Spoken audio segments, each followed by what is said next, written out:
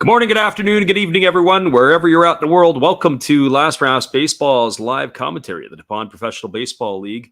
Tonight, we are bringing you the third and final game of the set between the Fukuoka SoftBank Hawks and the Orix Buffaloes.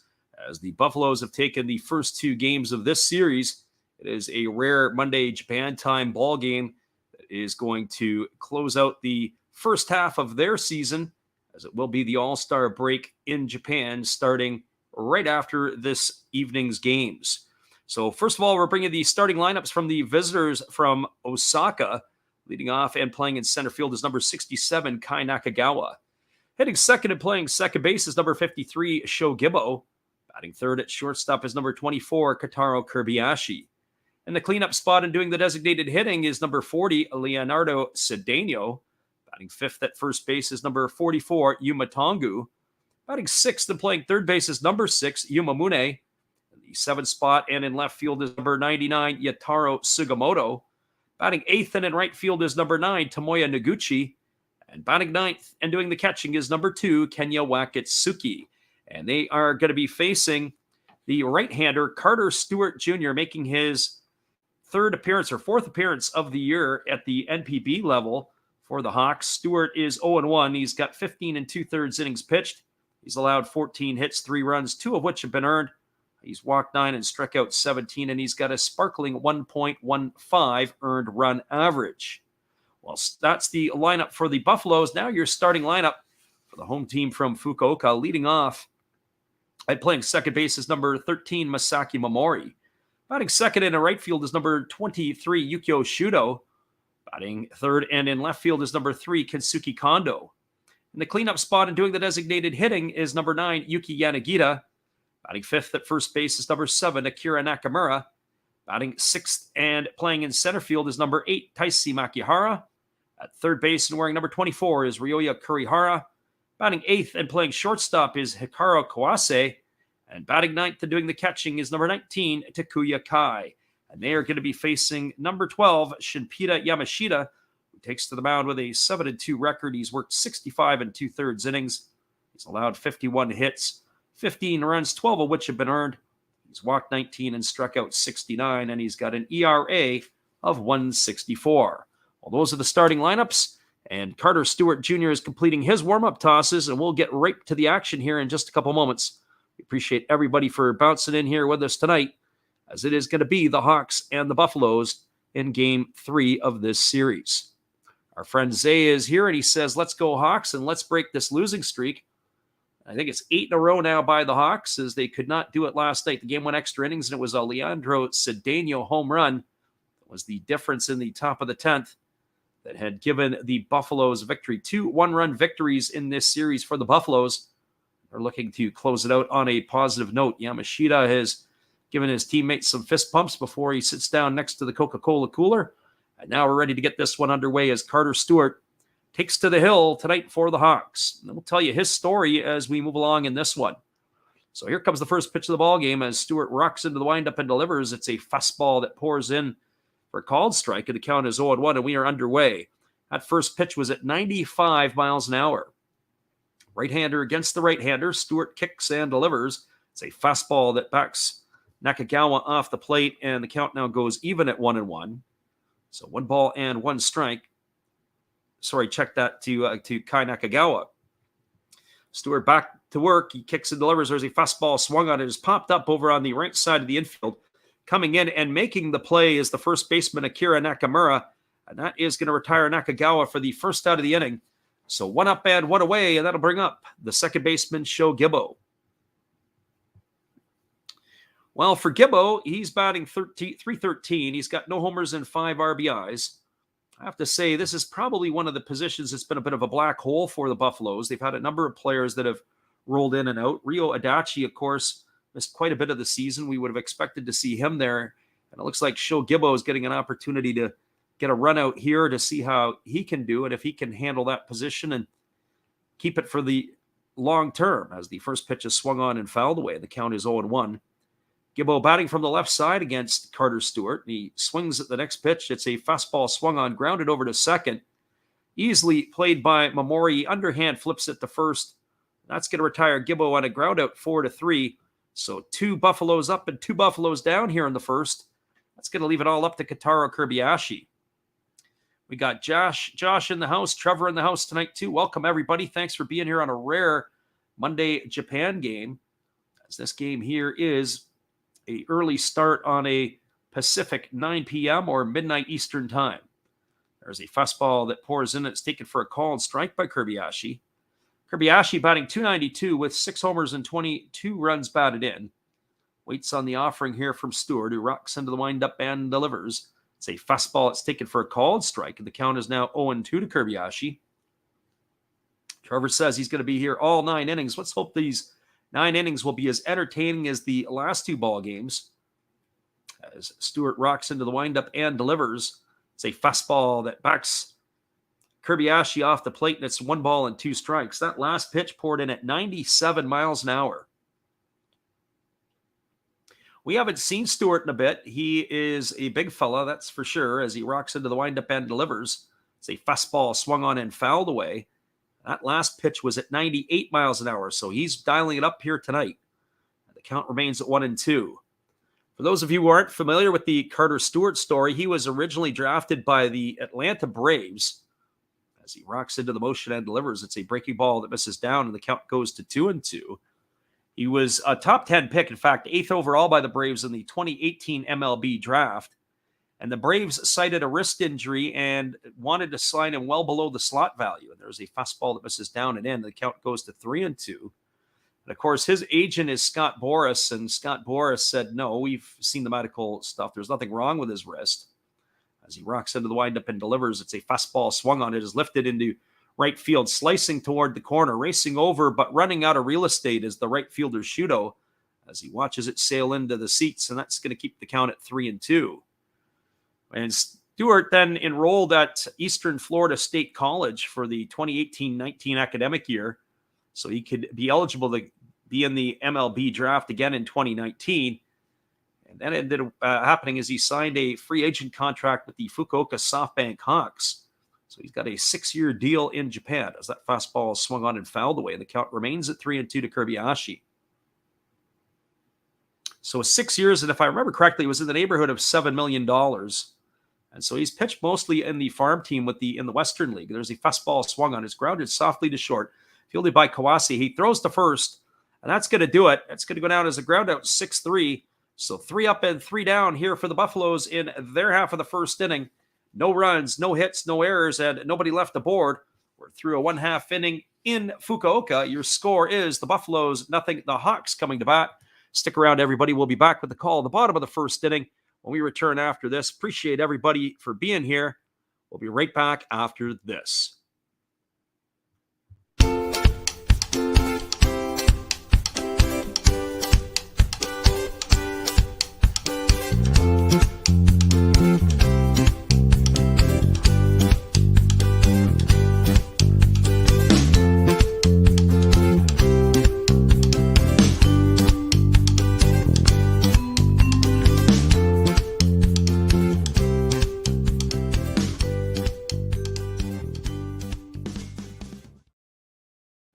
We'll be back in 30 seconds, everybody. We've got a 0-0 ball game. It is Hawks and Buffaloes when we return. Thanks for stopping in here with us tonight. Here is our friend Steve Rademacher. This is Steve Rademacher, and I'd like to introduce you to my channel if you haven't seen it before. These are all the things I enjoy: sports, autographs, relics, non-sports Hall of Famers, pseudo-sports, Star Wars. That's my channel name and my name. And I would really appreciate it if you would come check me out and maybe even subscribe if you like it. Thank you for that for now, and back to your ball game. Welcome back, everybody. We're moving to the bottom of the first inning. It is going to be coming to bat for the Hawks, Momori, Shudo, and Kondo to get things going here against Shinpita Yamashita. Yamashita 7-2 on the year with 65 2/3 innings under his belt, but an impressive 69 strikeouts in those innings pitched. Go with a 1.64 ERA. So the Hawks have made a couple of changes in their lineup tonight as Kawase and Shudo are in. So here we go. We're ready to get this one here. We have Dinger in the house. as well. There's a fastball swung on. This is popped up over on the first base side. Racing over is the catcher, Wakatsuki, and it's going to drift into the seats. And that's going to run the count to 0-1 on Momori. Momori batting at .250 with 2 homers and 4 RBIs on the season, but he can run a little bit. He's got 6 stolen bases. So tonight, the ones to watch on the base paths are Momori and Shudo, who's got 19.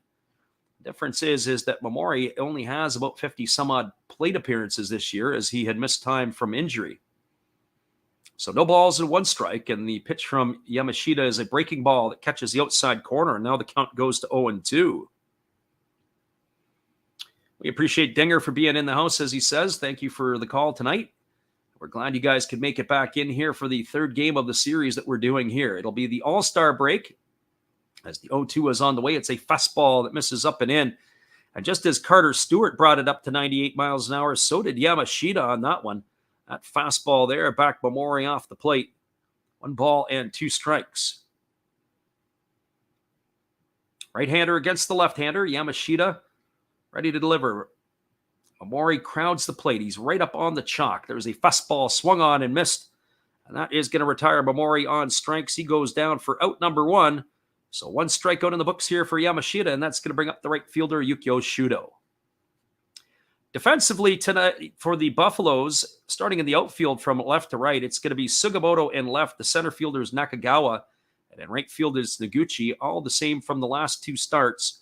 Around the horn, it'll be Atongu at first. At second is Gibbo. The shortstop is Kirbiashi, and at third tonight is Mune, with the battery of Yamashita and Wakatsuki. There's a fastball that is just missed inside, and the count now goes to 1-0 on Shudo. Our friend Walking Spotted Bear says, I found the stream, and he's psyched. Now he's just got to sync us up on the play-by-play. Well, that's awesome. We welcome the Walking Spotted Bear to us as well. There's a fastball swung on and fouled away. The count goes even to 1-1 on Shudo. Usually we're within a few seconds. Sometimes it can actually be right there. Walking says, so tired of asking people to ask where to watch. What I'm thinking of doing is, I just been behind in my time, is creating a membership page. And then just telling people, if you want to know where those links are at, you got to become a member and pay your $2 or whatever it is.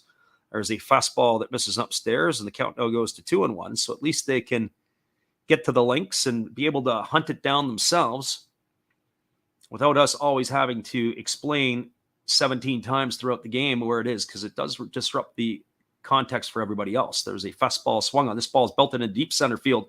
Moving back underneath it with a room is Nakagawa. He's going to make the catch, and that will retire Shudo for the second out of the inning.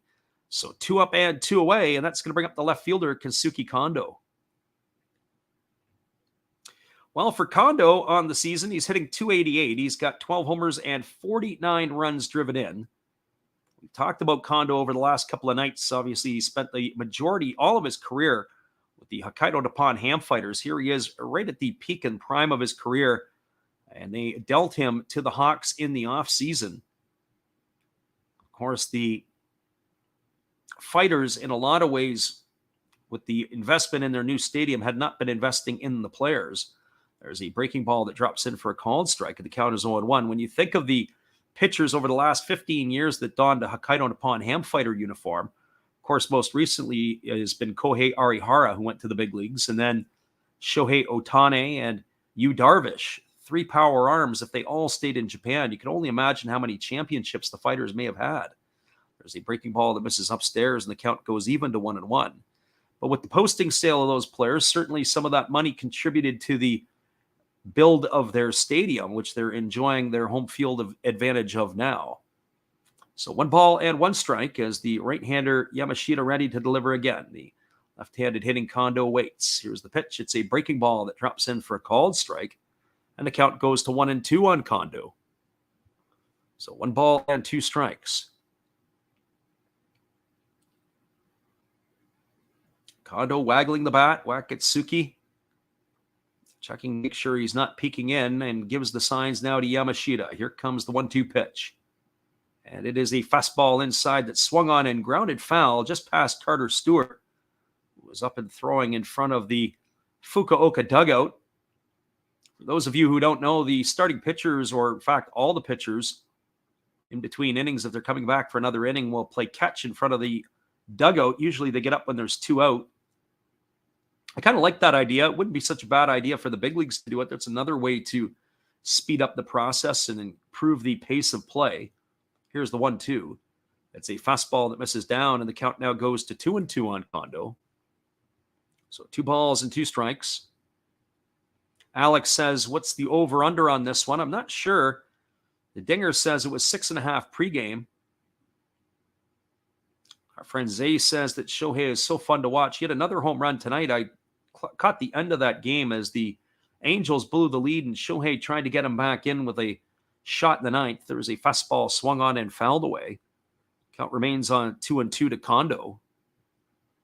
Trevor Parker says it was 6.5. Well, the first 2 games of this series have been unders, and one would have to think this could potentially follow suit. I'm curious to see how Carter Stewart does tonight. The one thing that would be of concern for Stewart is the amount of walks so far. He's walked 9 in 15 innings, so a little more than 1 every other inning. He's got to be able to throw strikes and get ahead in the count. Here's the pitch. It's a breaking ball swung on. This is grounded foul over on the first base side. So the battle continues between Yamashita and Kondo. 7 pitches now delivered to the Fukuoka left fielder. Zay says he's trying his best to carry the Angels. On top of that, you have to tip your hat to Mickey Moniak, who has really played well. The former first overall pick by the Philadelphia Phillies, who's contributed to the Angels run and has certainly helped even when Trout has gone down. Here's the pitch. It's a breaking ball that misses down, and the count now goes to 3-2 on Kondo. But certainly Shohei Ohtani doing it with the bat and with the arm is absolutely invaluable. And I'm sure if he got a chance to play defense every day, he'd be pretty good there too. As Kondo steps out and wants to get a few more practice hacks in. He's been taking swing after swing after swing.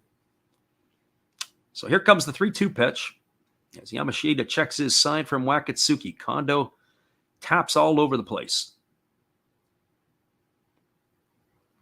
He checks the runner.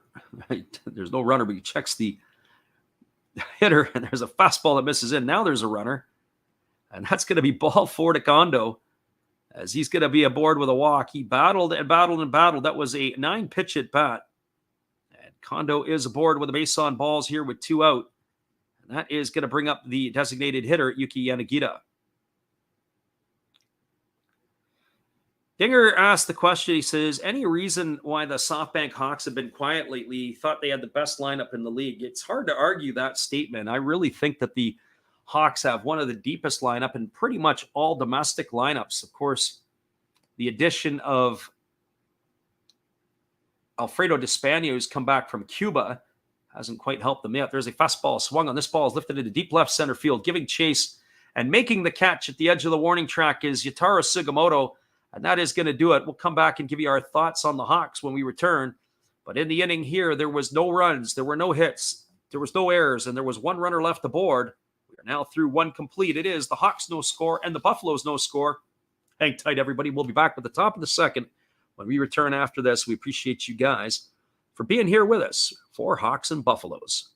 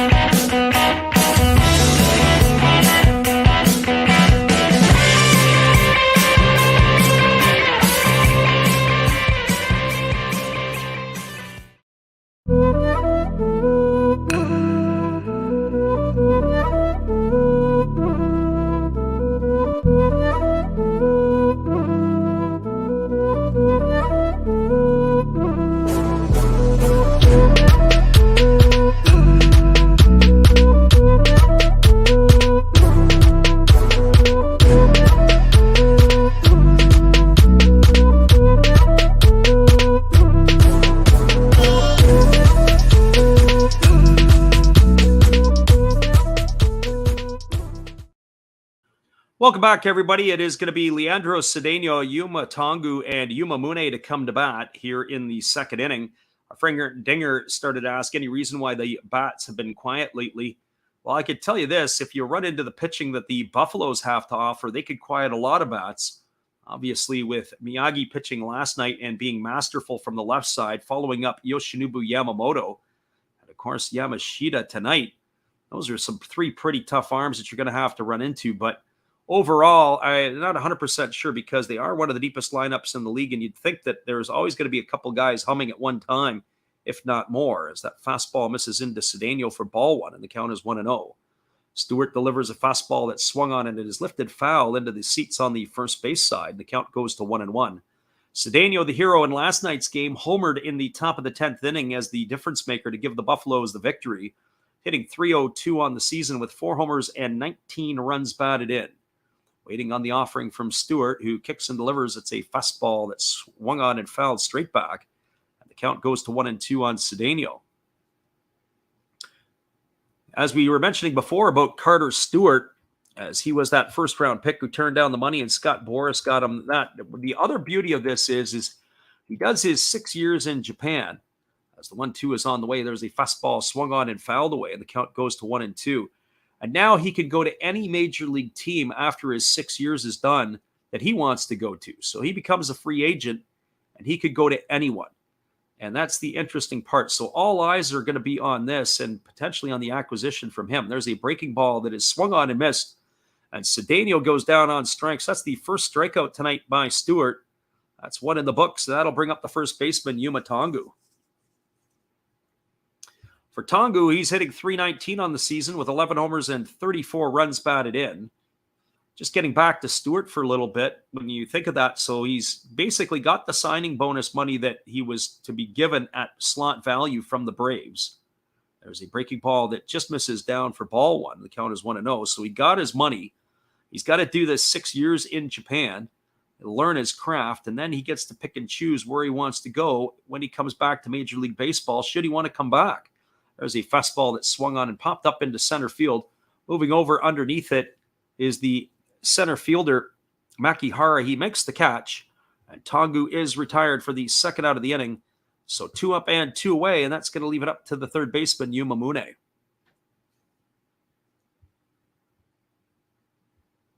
So back to Carter Stewart for a bit. He has not got a win yet in the NPB's career. He's 0-3 with a 4.12 ERA.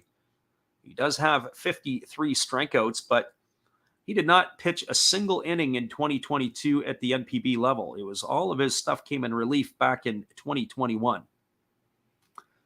So here's Yuma Mune as he steps to the dish. Mune was part of the other half of that offense last night as he'd homered early on. There's a fastball swung on. This is popped up into shallow right field.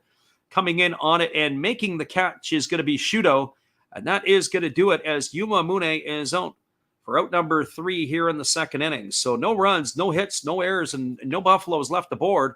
Stewart has retired all 6 batters he's faced in the first 2 innings. We'll be right back in just a few. We appreciate you guys for listening in. This is Last Rouse Baseball YouTube channel giving you the Buffaloes and the Hawks for the third game of this series here tonight. We'll be right back after this.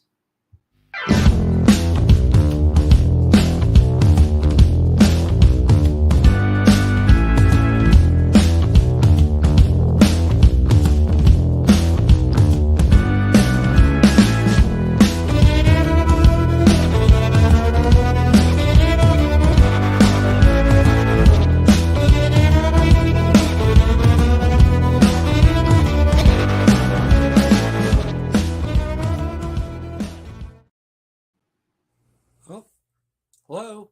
Oh, hey. Yep. I'm just sitting here listening to Freddie call another game here on YouTube. Oh, yeah, going really good. He's calling a great game. Really exciting. Lots of stuff going on. You're lucky it's commercial break right now. I got a second. Oh, yeah, of course I'm having a cold one. Oh, yeah, got plenty of videos coming up this week. You should stop in. Check them out. Leave a like, tell other people. But, Freddie's coming back. I got to go catch the game. I will check in with you later. You have a good night, buddy. Bye. Welcome back, everybody. We're moving to the second inning. It is going to be Nakamura, Makihara, and Kurihara. Our friend Swanky asked if we can link it. Sorry, can't put you any links in here. That gets us in a lot of trouble. But he's giving you the information, Zay, so you've got to make sure that you've got to be able to use Google and use your Google Translate, and then you got to surf around the site. Eventually, you'll get it and get the hang of it. You'll be able to find it from there and be able to stream it together if you want to hear the English version we give to you guys here. Here comes the left-handed hitting Akira Nakamura, and he takes a first pitch fastball for a called strike, and the count is quickly 0-1. Nakamura on the season batting .290 with 3 homers and 26 runs batted in. Hitting here against the right-handed throwing Yamashita, who kicks and delivers. It's a fastball that misses upstairs. They appeal to the third base umpire, but they say he didn't go. That runs the count even to 1-1. Defensively tonight, we've given for the Buffaloes. I guess we didn't do the Hawks in the last half, so we'll have to catch back that up already in the third inning. That went pretty quick in the top half. There's a breaking ball that just misses down, and the count is now 2-1. So 2 balls and 1 strike. We race through that a little bit. We always try to get it in the bottom of the innings or the top of the innings, but we missed out because the Buffaloes have been going down quickly against Carter Stewart. So 2 balls and 1 strike as the right-hander holds set and now delivers. It's a fastball swung on. This ball is lifted into deep right field, but moving over, and this ball is going to get down for a base hit, as that is going to be Noguchi. Actually, it looked like it was better hit off the bat by Nakamura, but he did get it off the end of the bat, and that ends up getting down for a base hit. I'll watch that one again. I thought he had a better swing on that than he did, but there's the replay that tells us he got it off the end of the bat, and it just sort of died as it was heading out into right field. A nice job there by Noguchi to smother the ball, but they got a leadoff hitter on. That's going to bring up the center fielder, Taisi Makihara. We were talking last couple of nights about predictions of who I thought would win this game tonight. I really do believe this is where the Hawks can end their 8-game losing streak. But the question will be is whether or not Carter gets his first NPB win. Here's the pitch. It's a fastball taken at the knees for a called strike, and the count is 0-1. Certainly the Buffaloes winning the series, but also, too, the Buffaloes have pretty much stayed with the same lineup. The only change was in the first game when Yuma Mune came off the bench. We got our friend Titus in the house tonight, and we welcome you to the stream. Pleasure to have you. We're counting the days on until we are hanging out with him in Japan. Here's the 0-1 pitch. It's a fastball swung on and fouled away, and now the count goes to 0-2 on Makihara. Not that many days away as we are looking forward to the journey to the land of the rising sun once again. If you've not had an opportunity to go to Japan, make sure it's on your bucket list. It should be near the top of your travel bucket list. So here comes the 0-2 pitch as the right-hander holds set. He checks the runner at first and now delivers. It's a breaking ball swung on and missed. And Makihara goes down on strikes for out number 1 here in the second inning. That's going to bring up the third baseman, Ryoya Kurihara.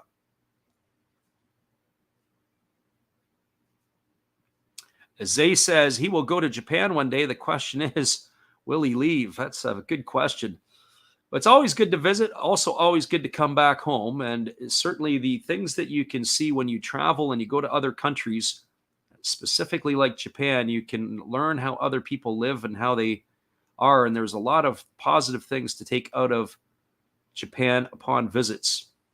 Maybe the number one thing is their fascinating Japanese toilets. If you've never seen one or been a part of one, it's an experience that you guys got to be able to take a look at. The heated seats, all the rest of the little gadgets that go with it. There's a fastball that swung on and missed by Kurihara, and the count is quickly 0-1. If they had those in North America, it would be there for a long time ago. Our friend Titus says he got there 38 years ago and never left. There's one gone here in the inning. The runner at first is Nakamura. Kurihara at the plate. Here comes the 0-1 pitch. It's a fastball swung on and lifted foul over in the seats on the third base side. The count is now 0-2. For those of you who don't know, Fukuoka is the birthplace of ramen. So if you like your ramen noodles, Fukuoka, they say, is where it originated. I would love to be able to get to Fukuoka to have some ramen noodles. Of course, anywhere you go, there's so much around Japan. The choices are endless. No balls and 2 strikes as the right-hander holds to the set position.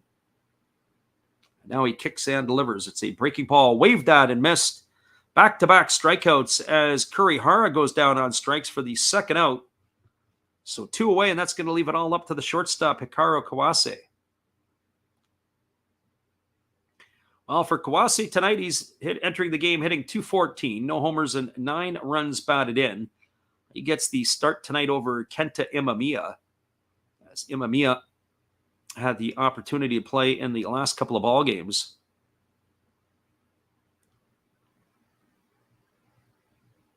So Kawase at the dish, and here comes the pitch.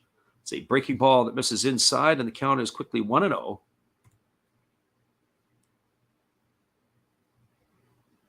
Our friend God is Great says next year that Japan will start voice-activated toilets at a park in Tokyo, and you can see out the window, but you can't see inside. Actually, I've seen a couple of those somewhere around before, maybe not the voice-activated. There's a fastball swung on it as line right to the third baseman, Yumamune, who falls to his backside to make the catch, and that is going to do it. Kawase hit the ball right on the screws and right to the glove of Mune, and he is going to be retired for the third out of the inning, and that is going to do it here. Well, the Hawks get a hit and they strand a runner. No runs, 1 hit, no errors, and a runner left aboard. We are now moving to the top of the third inning. Your score is the Buffaloes 0, the Hawks 0. Stick around, everybody. We'll be back in just a couple moments. Our friend Jizzle Lizzle, welcome. We'll talk a little bit more about that when we return. Appreciate you guys for being here with us. Good evening, ladies and gentlemen. Namaste. Hey, I hope you guys have been enjoying the game. My name is Hollis. I've got a YouTube channel called Another Hollis Build. I love baseball cards. I open up brand new product for you guys. I open up old stuff. I do breaks. I do auctions. All kinds of stuff concerning baseball. I'm Friars faithful, Padres to the end. I also love Garbage Pail Kids and my animals. I have a ton of animals. It's like a mini petting zoo here around my house. I also love my city.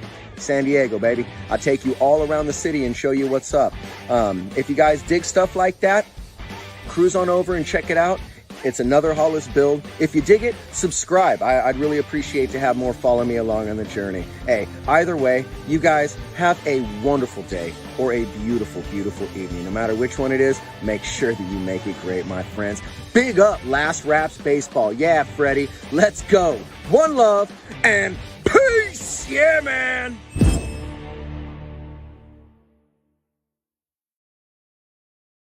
Welcome back, everybody. We are moving to the top half of the third inning, and it's going to be the bottom third of the batting order to get things going for the Buffaloes. Yataro Sugimoto, Tomoya Noguchi, and Kenya Wakatsuki to face the right-hander Carter Stewart, who has been sparkling through his first 2 innings of work. Our friend Jizzle Lizzle asked a question about finding the channel or a link to the spot. We can't put the links in the stream, as the first pitch is delivered, a fastball taken for a called strike. But if you go up and you take a look at where Zay has given some information, he gives some information on what to Google and how to go there. That will get you going, and then you can come back and ask some questions. There's a fastball swung on. This ball is driven to deep center field, racing back onto the warning track and making a catch as he runs into the wall is the center fielder, Makihara. Sugimoto sent that one a long way, just not long enough. And he is going to be retired for the first out of the inning here in the third. 7 up and 7 down for the Buffaloes, and that is going to bring up the right fielder, Tomoya Noguchi.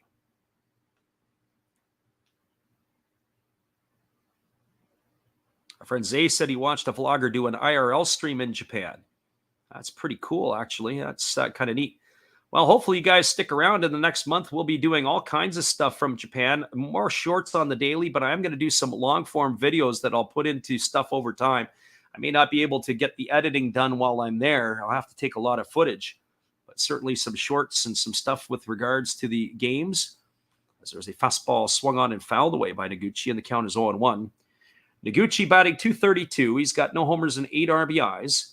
That's from the left side against the right-handed throwing Stewart, who kicks and delivers.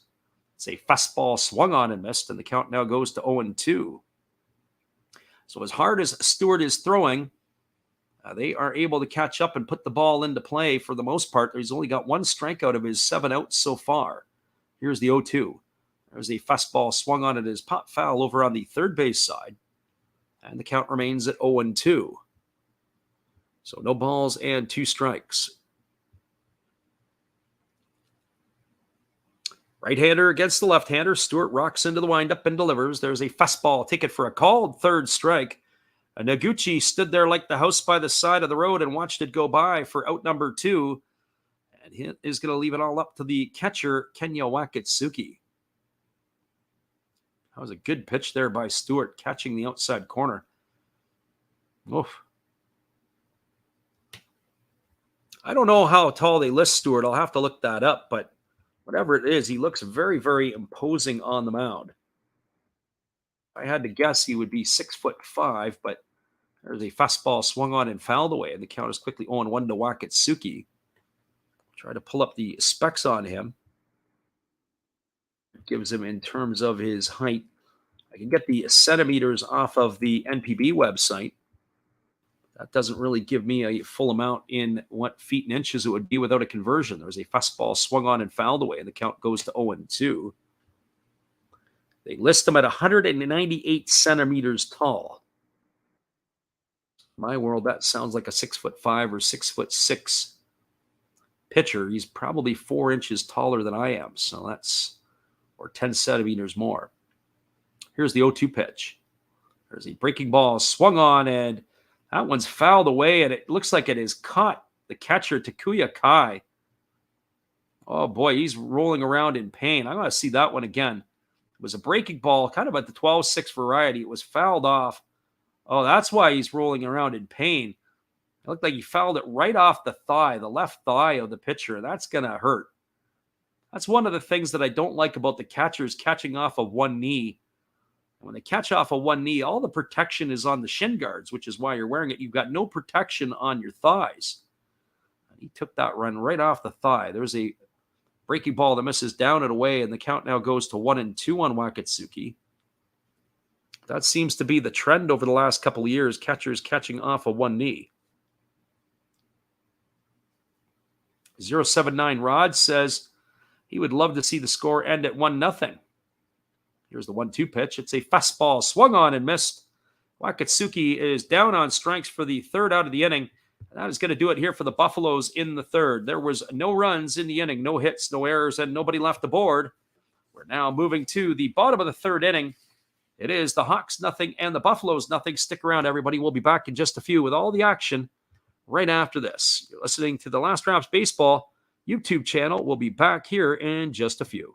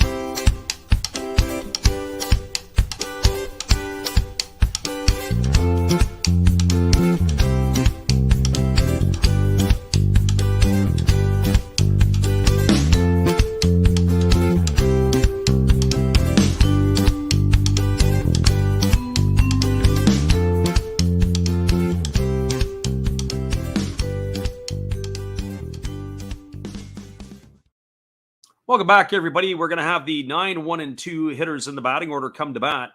That means Takuya Kai, Masaki Momori, and Yukio Shudo. And they're going to be facing Shunpita Yamashita, who will be out for his third inning of work. Lays Sabha asked the question about how are you watching it. You're going to have to scroll up into the chat and look for Zay as he's given some instructions on how to be able to do that, as we can't post links here. And the other part is depending upon where you're at in Europe, North America, Asia, wherever it is, it will dictate a little bit of what you can and can't watch. There's certainly a pretty good app out there if you've got a Taiwanese app. you can download on your phone, and you'll be able to get the baseball for pretty much a full year. So here comes the first offering from the right-hander Yamashita, and it's a fastball taken at the knees for a called strike, and the count is 0-1. We looked into the app. Unfortunately, we can't get it here on our side of the border, but maybe our American friends can too. I'll have to go back and take a look at that. Our friend John Doherty was able to provide us that information. There's a fastball that misses down, and the count goes even at 1-1. So 1 ball and 1 strike to Kai.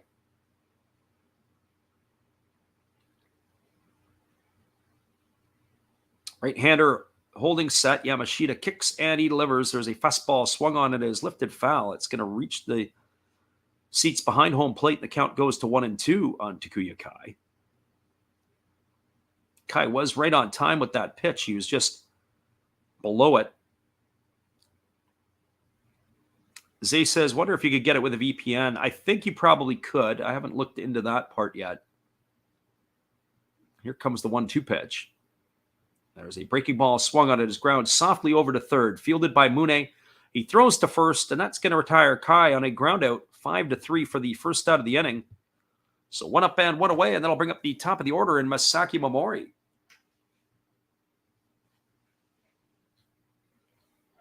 So for Momori tonight, he is 0 for 1. He struck out to begin the ball game. Our friend Jizzle says, everybody in here, don't forget to hit that like button, and we appreciate that when you guys do that. It helps out the channel, and it helps us be able to attract a larger audience. And also don't forget to remember, when you get a chance, if you guys want to bookmark the channel, we'd love to have you come on back again when we do go live. There's a breaking ball that just misses upstairs, and the count is 1-0. More than likely, we will do 1 game next weekend as they are into the All-Star break, and we're probably going to do a Sunday ball game Japan time. But it doesn't look like there's any early games that day. It'll all be a late start.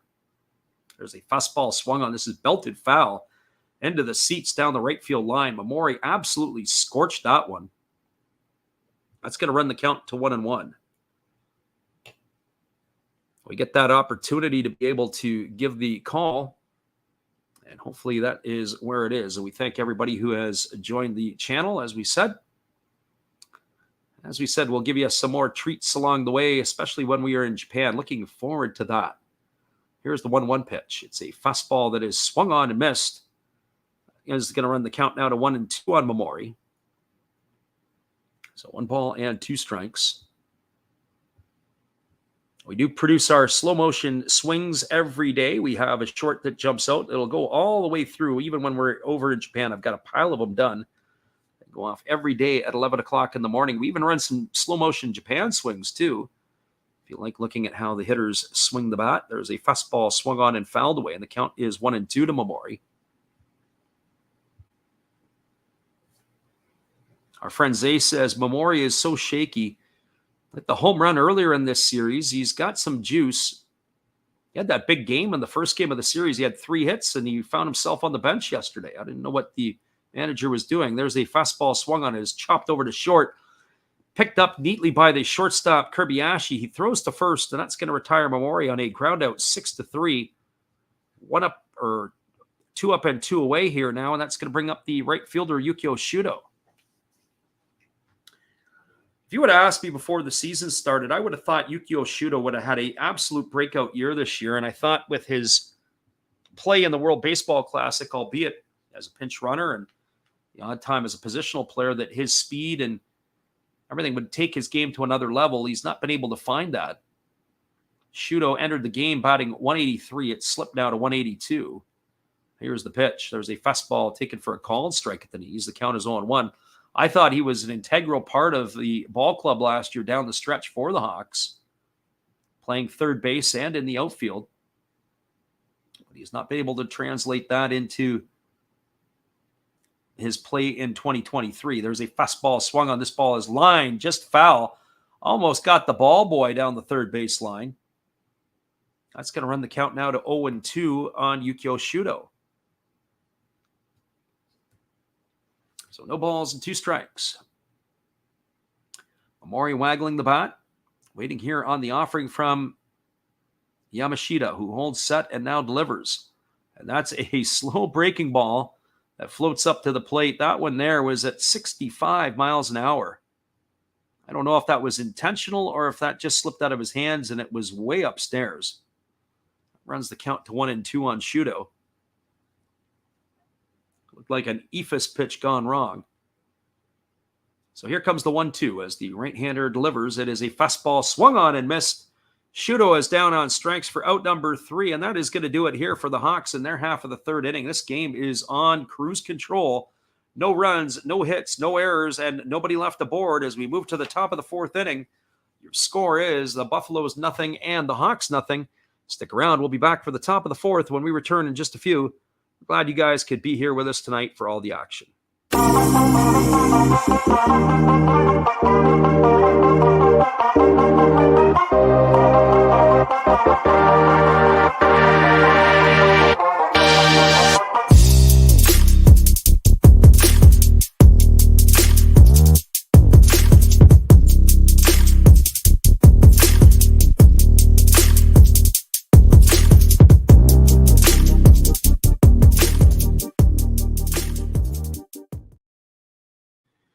Here are some of our Baseball Hall of Fame memories from Japan. We'll do a series of these ones, and when we come back from Japan, we'll do a greater series on it. It is kind of a neat piece of history, and there's some Americans that you would recognize in there as well. Here is our 30-second tribute.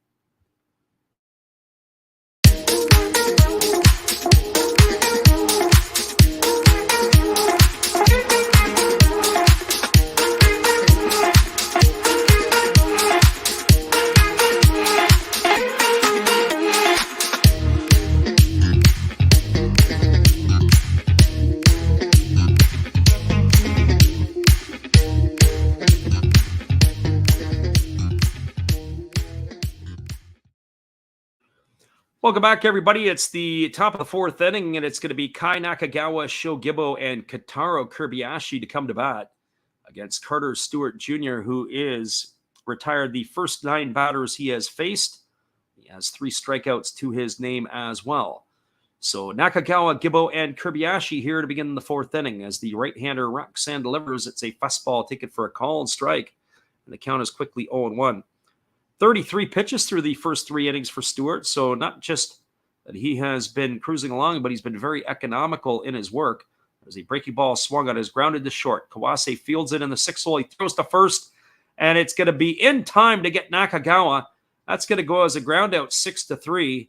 A nice play by the shortstop to go into the 6th hole, but I think we're going to go have a look at this one to see if that is possibly going to be overruled by the VAR. They immediately wanted to go upstairs. We're going to get a look at it ourselves. And is it going to be in time? And it looks like it was a great play by the shortstop. I thought maybe it was worth looking at too, but Kawase was able to retire Nakagawa. I don't care what the umpires have to say. We can make the judgment for you right there. He should be gone. We'll even put it on our score sheet. So ground out 6-3. For the first out of the inning, but we'll wait till the umpires come back. I would think that this is going to be a quick overrule so we can carry on with this game here. We have our friend B. Ramsey asking how to watch this. Well, your answer from Zay is there, and so he's giving you that information. Trevor Parker says safe, and I say out. And the umpires have come out, and they've come up with the right hand. And out it is. So 1 gone here in the 4th inning, and that's going to bring up the second baseman, Sho Gibbo. So they burned a challenge. A great play by the shortstop going into the 6th hole and firing across the diamond. Good stretch there by the first baseman as well. Yeah, I probably have to do that. B. Ramsey says he doesn't understand Chinese. That's why we have Google Translate. You have to use your translate to be able to figure it out. There's a fastball swung on it. It is lined into left field. It's going to get down for a base hit. And Sho Gibbo, after 10 have been retired in a row, has got the first hit here off of Carter Stewart. And that is going to put him at first base with 1 gone. And that's going to bring up the shortstop, Kotaro Kobayashi.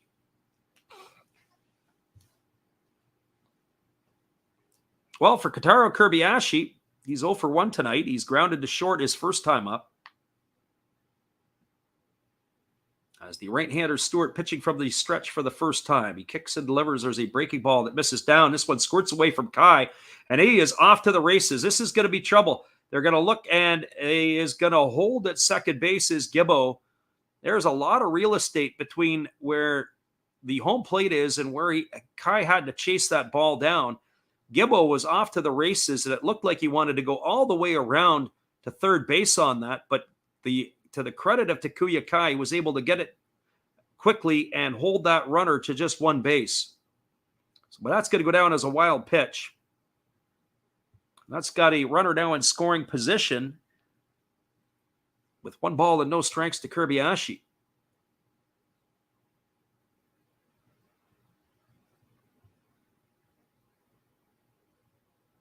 So the right-hander ready to go as Stewart leans in and he gets the sign from Kai. Kobayashi here batting with the runner in scoring position. His average has slipped to 291 as he's 0 for 1 tonight. He grounded to short his first time up. There's a fastball that misses upstairs, and the count now goes to 2-0 on Kobayashi. They do have the open base, but it's Leandro Cedeno who waits on deck. And probably not an option for the Hawks here to pitch around Kobayashi to face the hot-hitting Cedeno. Here's the 2-0 pitch. It's a fastball that misses down, and the count goes to 3-0. Well, maybe we've solved the issue or seen the issue with Carter Stewart. Pitches very well from the windup, and now all of a sudden he has to go from the stretch, and it looks like he's forgot how to pitch. 3 balls and no strikes it is as he holds set at the belt. And now he kicks and delivers. It's a fastball that misses upstairs. That's going to be ball 4. Friend Liam Hughes says Carter is crumbling. Well, very interesting here because he's a different guy out of the stretch. Maybe that's the problem. I remember a number of years ago, there was a fella who was in the New York Yankee system. I remember seeing him pitch. He was a local guy. And when he was in high school, he had something crazy in the Michigan high school. He had like 7 no-hitters, and everybody was all in sat in the low 90s, and he was fantastic. I've seen him pitch. I know what it's all about. Got into the Yankees organization, and then he couldn't pitch with runners on base. And that was a bit of a problem, and they had to send him to the team psychologist because he wasn't used to throwing from the stretch, and then he also wasn't used to pitching with runners on base or knowing how to handle those situations. Well, maybe this is a deal with Carter Stewart. I don't know. But that pitch there, he looked like he was cruising. His command was completely off. So this is Leandro Cedeno stepping in. He's batting with 1 gone and runners at first and second. The big fella last night hit that home run in the 10th inning as the difference maker to put the Buffaloes ahead for good. Here comes the pitch. It's a fastball that's taken for a called strike. Another thing for B. Ramsey as he was asking or struggling to be able to find it. You have to play with it. Once you play with it for a bit, you'll be able to find something there. Another thing is there's a couple of betting sites in the United States that you will be able to do that. A couple of betting sites that allow you, once you become a member, they show the feed. There's a fastball swung on. This ball is hit into deep center field, but there's got to be room and space. Coming underneath it and making the catch is the center fielder, Makihara. He throws to third. It's going to be offline, sliding into third safely and also tagging up on the play. Heads up base running by Kobayashi. He gets into second.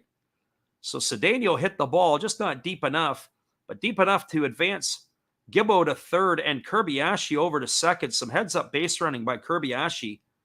That's going to put runners at second and third with 2 gone, and that's going to bring up Yuma Tongu, who was Friday's hero.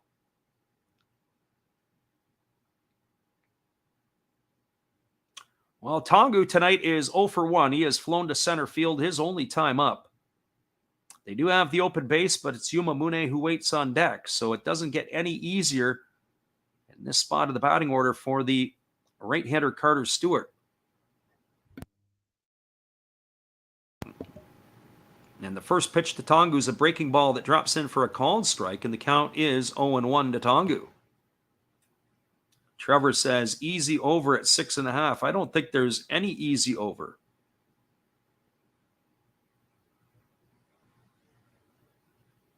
And here comes the 0-1 pitch. There's a fastball swung on. This ball is lined down the right field line. It's deep. racing back and making the catch as he slams in the wall is the right fielder, Yukio Shudo. Holy cow, that's going to get onto the Instagram highlights tonight, everybody. If you got a chance, make sure after the game to go check it out. Shudo makes the catch on the run as he slams into the wall for the third out of the inning, and that is going to do it here for the Buffaloes in their half of the fourth. Well, they had no runs in the inning. There was a hit. There was no errors, and there was 2 runners left aboard. Your score as we move to the bottom of the fourth, it is the Hawks nothing and the Buffaloes nothing. Stick around, everybody. We'll be back here for the call of the bottom of the fourth inning when we return after this. Appreciate you guys for all listening in tonight. Let's celebrate it with a little Shudo of our own.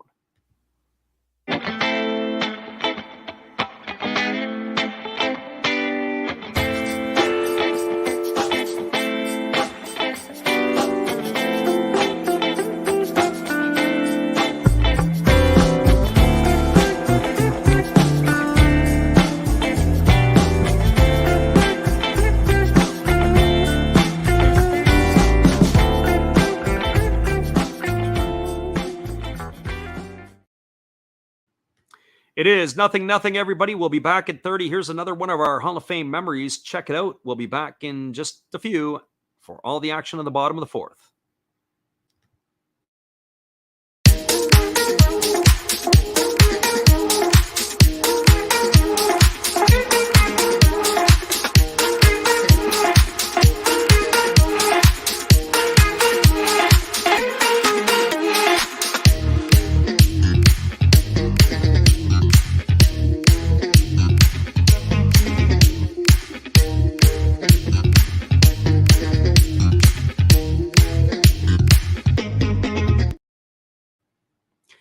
Welcome back, everybody. We appreciate you guys for being here. It is going to be the heart of the batting order coming up for the Hawks. That means Kensuke Kondo, Yuki Yanagita, and Akira Nakamura, as it'll be the 3, 4, and 5 hitters to come to bat.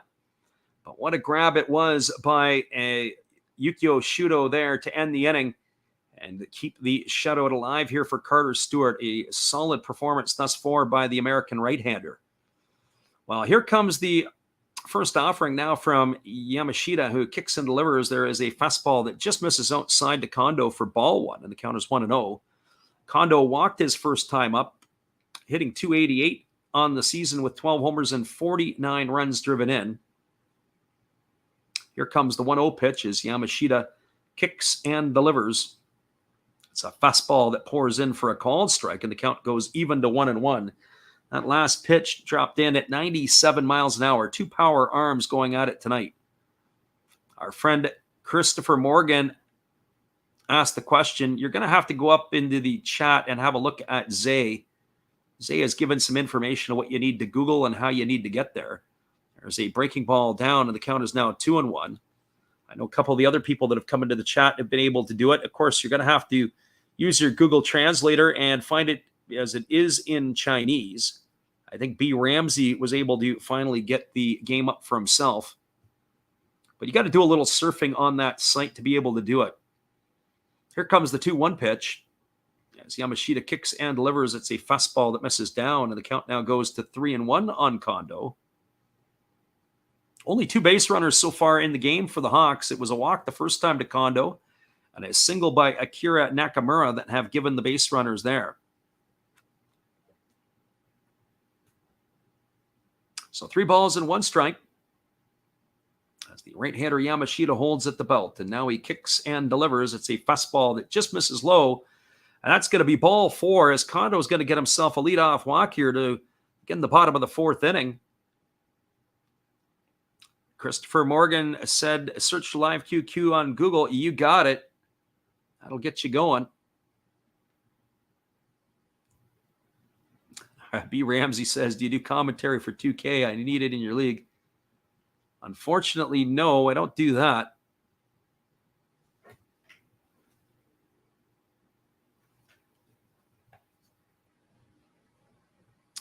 So here we go. Here comes the left-handed hitting Yuki Yanagita, who kicks and delivers. There's a breaking ball swung on it. Is tap foul over on the first base side. The count is 0-1. Our friend Jay Reach says, is it free or paid? It's free. So, of course, you get what you pay for when it's free. It's the language will either be all in Chinese. They don't always do all the games. Sometimes the feeds are good. Sometimes the feeds are so-so. What a lot of people do is they sync up our commentary to the game and enjoy along with us. There's a breaking ball that misses down, and the count goes even to 1-1. That's one way you can do it.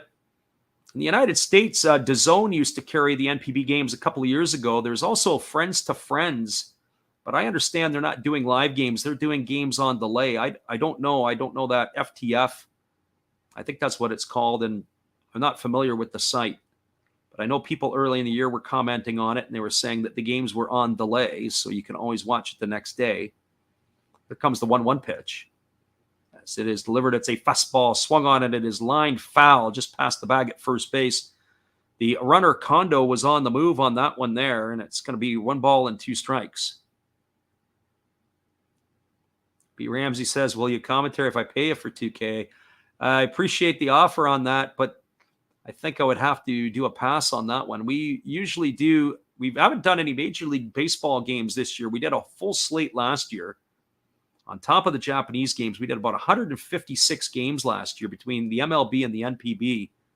As the 1-2 is on the way, it's a fastball swung on. It is lifted into straightaway center field.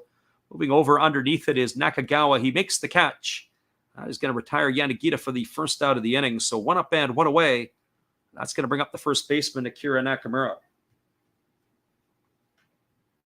Well, Nakamura is 1 for 1 tonight. He's got the only hit thus far, or the only hit thus far for the Hawks. They've had 3 base runners. 2 of them have come via a walk.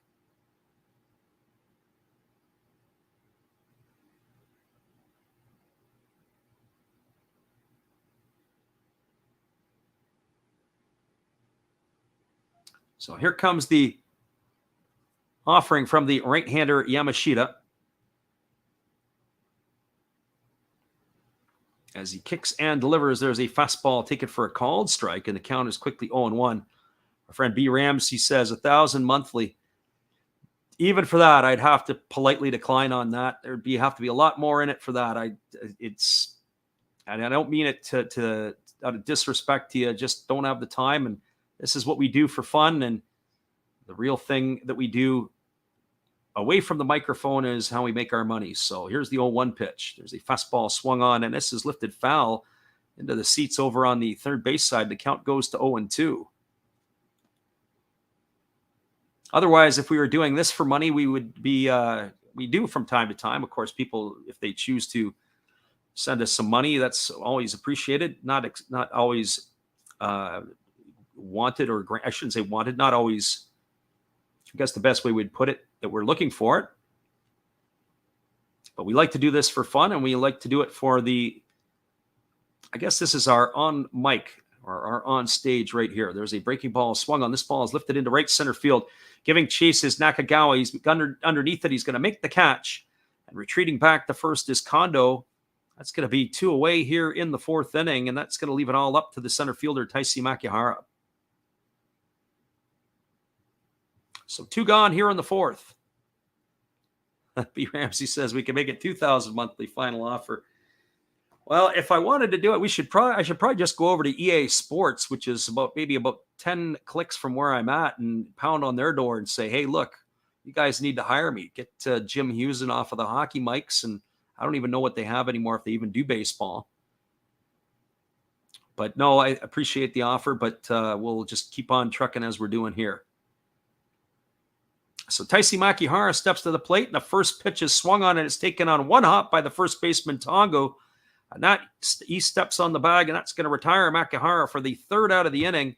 And that is going to do it here. They had no runs. They had no hits. They had no errors, and 1 runner left aboard.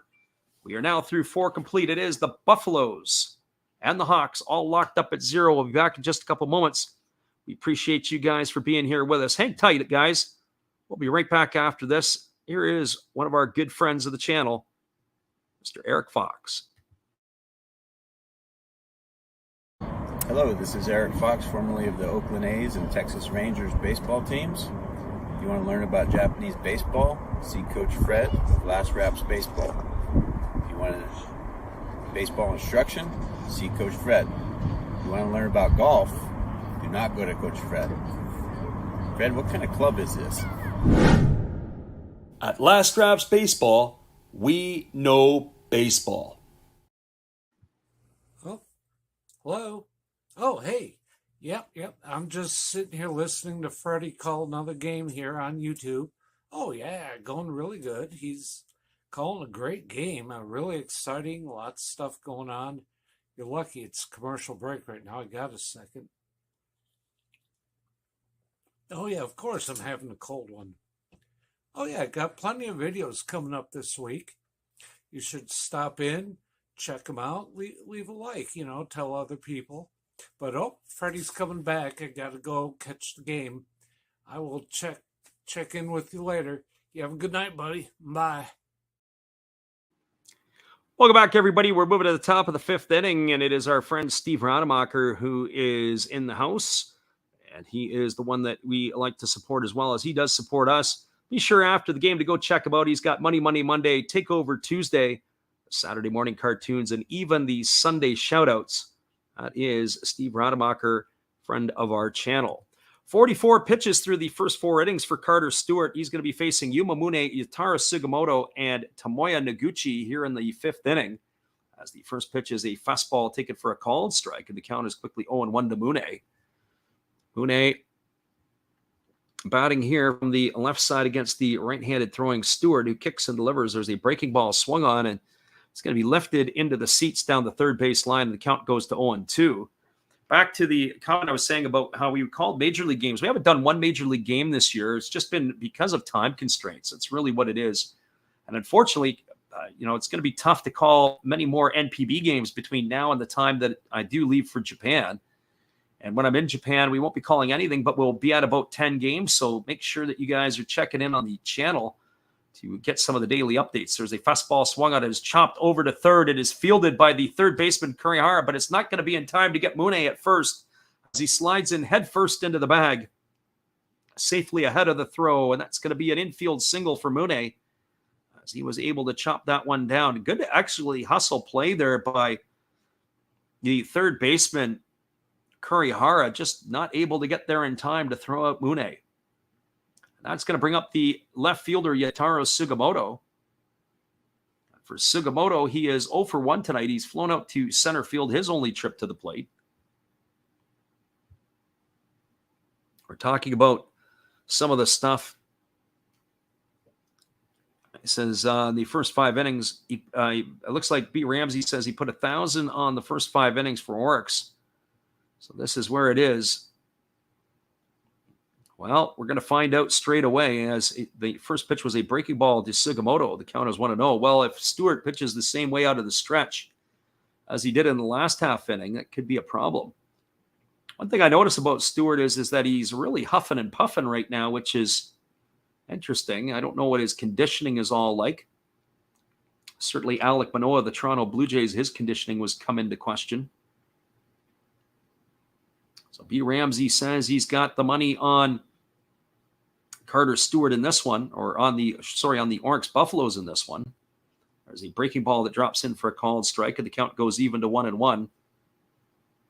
And this is usually the part of the game where a lot of people jump in, especially to listen, because there are a lot of people who do put their money down on the first 5.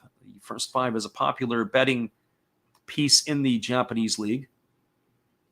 50 pitches now delivered by Stewart as he throws over to first, and diving back safely again is the runner Mune. So 1 ball and 1 strike. Zay says, yeah, he looks gassed. Yeah, breathing heavy, which is kind of strange. Sometimes you don't always see that from the pitchers. They look rather relaxed and composed. Here's the 1-1. It's a breaking ball that drops in for a called strike, and the count now goes to 1-2 on Sugimoto. But as I was talking about Major League games, we are going to look to do a couple of games in this one here. I think we're going to try to get ourselves a couple of Major League games this week, most likely Wednesday and Thursday. Monday, tomorrow night, I have a commitment. Tuesday, I've got another commitment, but maybe Wednesday and Thursday to get some action in. And there's a fastball that misses upstairs, and the count goes to 2-2 on Sugimoto. Have to look at the schedule and see what the games are, what the West Coast games might provide. Those would be the late games, so we would probably be on at about 6:45 Pacific or 7 o'clock. If we can get a couple of those games in, then we're going to be away on Friday, and then there'll be a late night Sunday game in Japan. I'll try to call one of those ones at 2 in the morning as Carter Stewart throws over to first, and diving back in time as safely as the base runner Mune.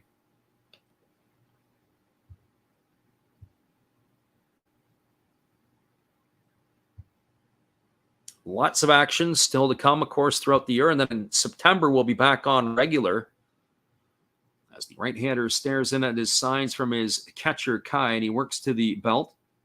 And now he kicks and delivers. It's a fastball swung on and missed. Sugimoto down on strikes for the first out of the inning. A great job there by Stewart to rear back and power up as he retires Sugimoto for the first out. That's going to bring up the right fielder, Tomoya Noguchi.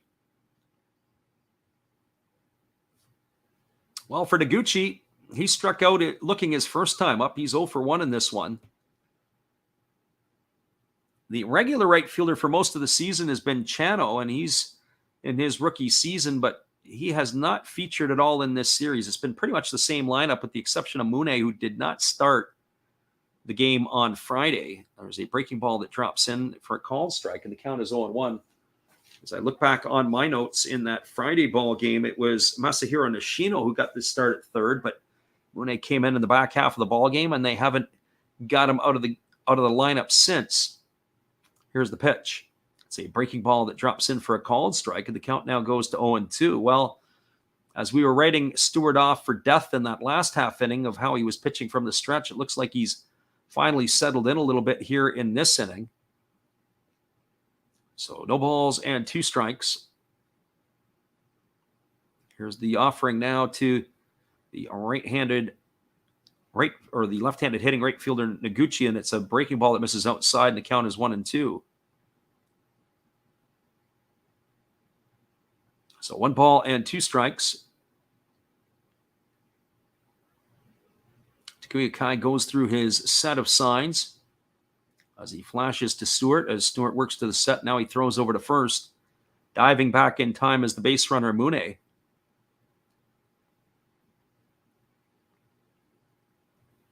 This game here, it looks like it could be another 1-run affair like the last 2 nights.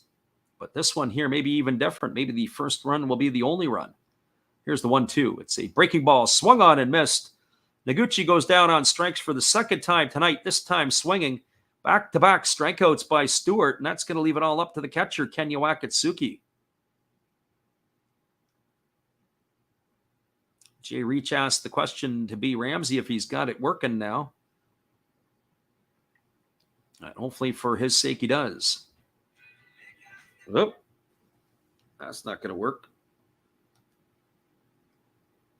I have to make sure our phone is turned off. We sounded like we were going to get ourselves a ringer there for you guys.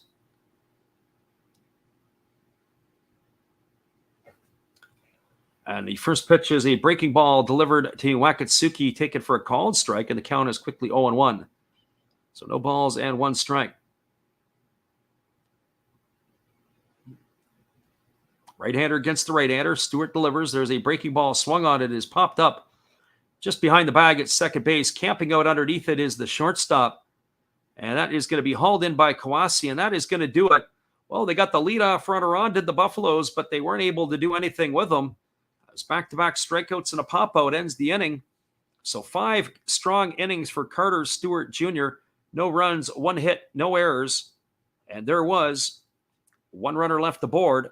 We are now through 4.5 innings. Your score is the Buffaloes 0 and the Hawks 0. Stick around, everybody. We'll be back with the call at the bottom of the 5th when we return after this. Appreciate you guys for jumping in here with us tonight. It is the Last Raps Baseball YouTube channel. We'll be right back with this from our friend Matt.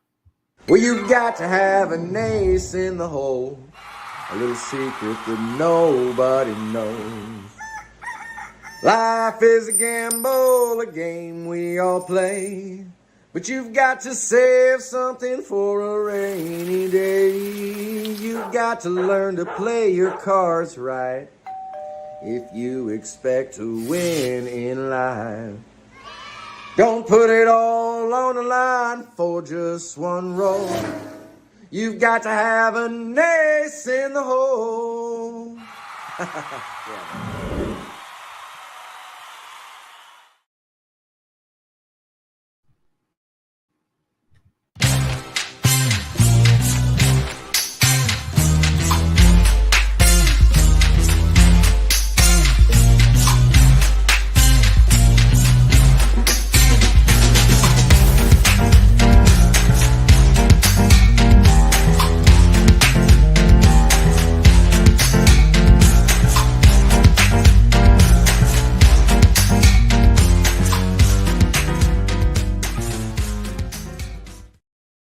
Welcome back, everybody. It's going to be the 7, 8, 9 hitters to come to bat for the Hawks in their fifth inning. It'll be Kurihara, Kawase, and Kai. And that is where it'll be here. Kurihara tonight 0 for 1 with a strikeout his first time up. Our friend Wheelade asked the question. He says, who do you think will win the Golden Eagles and Marines game? Fuji's going for the Golden Eagles tonight. And it is going to be going for the Marines is Tanichi. And I would say this, as there's a breaking ball that just misses for ball one, and the count is 1-0 to Kurihara. The Golden Eagles have played some fantastic baseball lately. The Marines are tough at home, or have been tough at home early on. That game there, I would probably stay away from, but if I had to put something down on the game, I might stay with the Golden Eagles just because of how well they've been playing over the last 3 weeks. There's a fastball that misses inside. The count is 2-0. I have seen Fuji a couple of times, and he looks pretty good through the highlights, some of the stuff that I've had a chance to witness. Tanichi, on the other side of the coin, has had a decent season this year. But I think just the way that things are shaping up, I would probably lean toward the Eagles. But I probably, as a whole, wouldn't even touch that game. There's a fastball taken for a called strike. As far as other games are concerned, the Fighters are playing the Lions. That game goes off at 2 a.m. Pacific or 5 a.m. Eastern. As the fastball is delivered, this ball is going to be lined right to the shortstop, Kirby-Ashi, as he has to take a couple of hard steps into the 6 hole and is able to come down with that one. A nice play there by the shortstop to retire Kurihara for the first out of the inning. So one gone. That's going to bring up the shortstop, Hikaru Kawase. Fighters and the Lions, it's Kenya Suzuki going for the Fighters tonight. He's 6-3 with a 2.31 ERA. Chihiro Samita is going. He's 4-7 with a 3.61 ERA. That game there at the Balluna Dome in Saitama. The Lions have been sketchy this year. Fighters had played better baseball earlier on. There's a fastball delivered that's taken for a called strike, and the count is 0-1 to Kawase. I might consider Samita, as it looks like he's finally got himself on a bit of a roll. He's won, I think it was 4 of his last 5 decisions. Here's the 0-1 pitch. There's a breaking ball swung on it, is grounded right to the first baseman, Tongu, who drops to his knees, stands up and steps on the bag. That's going to go down as a ground out to 3. So we got 2 up and 2 away, and that's going to leave it all up to the catcher, Takuya Kai. Trevor Bauer is also getting the start tonight for the Bay Stars against the Hiroshima Carp. It is Hiroki Takota, who is 7-2 with that 1.94 ERA. Bauer 6-2 with a 3.67 ERA. Oh, how I'd love to be able to stay up and watch that. I just can't do it. Tomoyuki Sagano goes for the Giants against the Swallows, who send Yuta Ichikawa to the mound. Tomoyuki Sagano, the former, I guess you would call ace of the Giant staff, as there's a breaking ball taken for a called strike, and the count is 0-1 to Kai.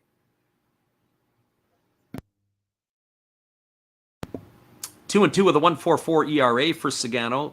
Ichikawa 0-2 with a 6.17 ERA for the Swallows. Swallows still struggling this year. Here's the 0-1 pitch. Breaking ball that just misses outside, and the count goes even to 1-1. And then the final game on the slate tonight, it'll be Hideki Wakui, the former Golden Eagle, going for the Dragons. He's 3-9 with a 3.64 ERA. He goes against the Hanshin Tigers' Junya Nishi, who's 2-2 with a 3.48 ERA.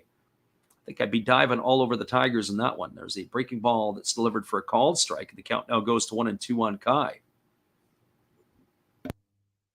There's your starting pitchers and our thoughts on that one.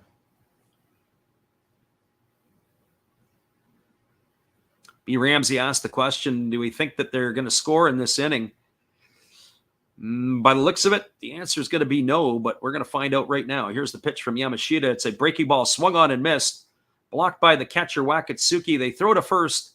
Kaya is going to be gone, and that is going to end the inning here. So the answer to that question is pretty easy. It's a 0-0 ball game through 5. No runs, no hits, no errors, and nobody left the board. It is the Buffaloes no score and the Hawks no score. If you're new to the channel, generally between the 5th and the 6th inning, we like to call this our Japanese halftime. This is where they take an extended break. Our friend Stash is in the house here. Congratulations to B. Ramsey. I'm going to take a timeout. We'll be back in about 2 minutes. We're going to put the intro on loop so you guys will get a little bit of stuff to listen to. We'll come back here in just a few as we are going to the 6th inning. There will be a delay. We'll be back in a few.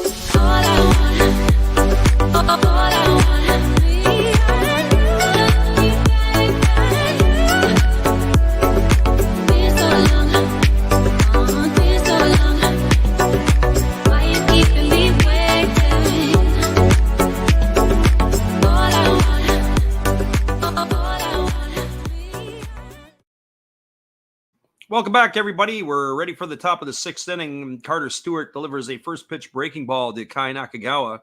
That just misses down and away for ball 1. The count is 1-0.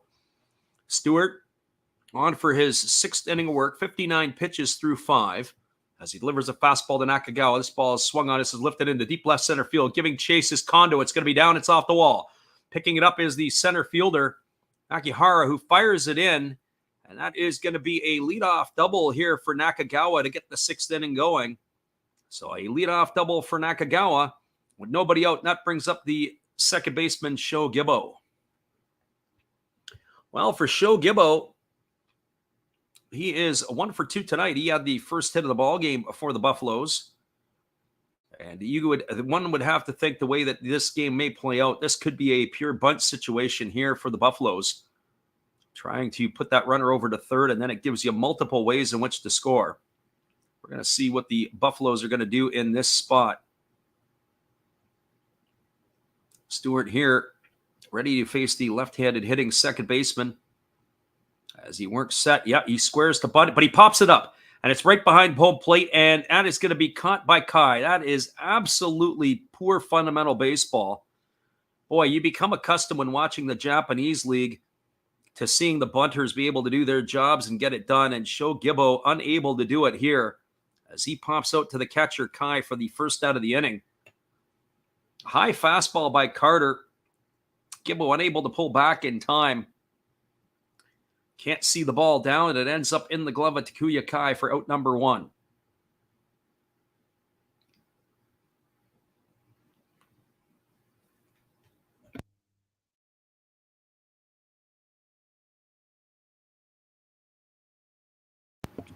Well, the runner at second is still Nakagawa, and here comes right-handed hitting Katara Kobayashi. He's 0 for 1 tonight. He's also got a walk.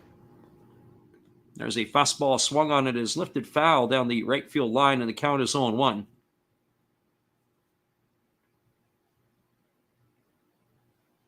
So no balls and 1 strike to Kobayashi.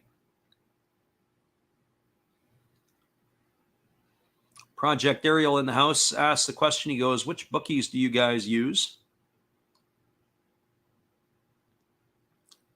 I know when the living room is in here, Living Room Sports, he has a number of them that he uses. He doesn't just use one. There's a fastball that misses down, and the count is 1-1. What he tries to do is he looks for when you register, when you get the bonus cash or the bonus stuff as well. We have Mundo99 in the house here, who is listening on Twitch. Here's the pitch from Stewart. It's a fastball that just misses inside, and the count now goes to 2 balls and 1 strike. Mundo, if you're in YouTube or you come into the YouTube stream, our friend Zay here can give you some information, but we've already gone through this a bunch of times tonight, so that would be your best bet. Come on to YouTube, join into the channel stream there, and you can see what he has to say. As that breaking ball misses, and the count is now 3-1, as we're not going to disrupt the continuity of the stream for the 27th time tonight. To help people find that. It's already in the chat. So 3 balls and 1 strike.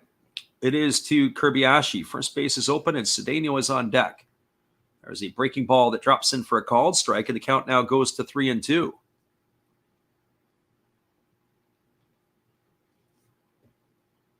Bet Bullish says he's in. So you got a guy there, Ramsey.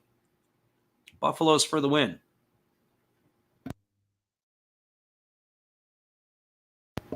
So 3 balls and 2 strikes.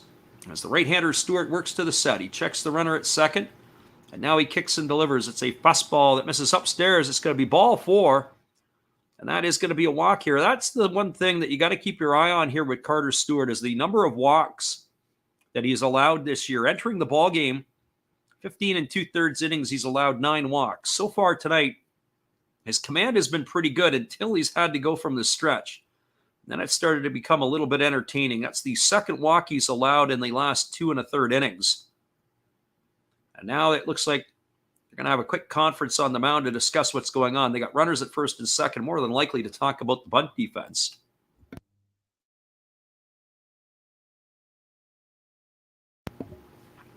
We've got our friend Bet Bullish in the house here and Repo Man in here as well. Thanks for everybody who has stopped in here to listen tonight. We appreciate you guys for bouncing in here with us. We will be calling another game on the weekend next weekend, so don't forget to bookmark us. When we go live, you will know. So Leandro Cedeno at the plate here, batting with 1 gone, and the first pitch from Stewart's a breaking ball that misses down, and the count is 1-0. Cedeno, the hero in last night's game, homered in the 10th inning.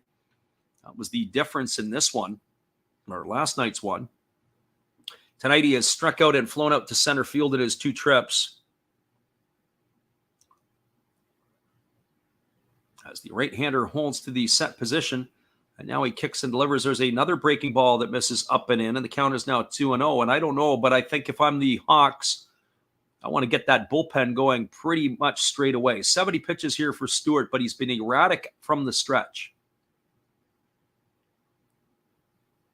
He's got to find a way to wiggle out of this one, and if he can do it, time to pass it over to their solid bullpen. There's a breaking ball that is swung on and missed. Oh, Cedeno wanted to put the Buffaloes up by 3 with that one swing of the bat. That ball there fell off the table. Cedeno swung and missed at that one. So 2 balls and 1 strike. The Buffalo fans are cheering on their team, as the Hawks fans are cautiously optimistic. Here's the pitch. It's a fastball that misses down, and the count now goes to 3-1. So 3 balls and 1 strike. And it is looking like Carter Stewart is starting to see the wheels fall off here a little bit. 72 pitches for the big right-hander here as we are in the 6th inning. I'll have to find a way to battle through it.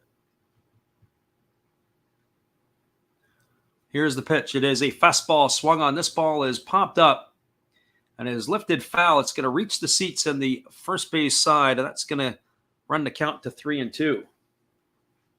So 3 balls and 2 strikes.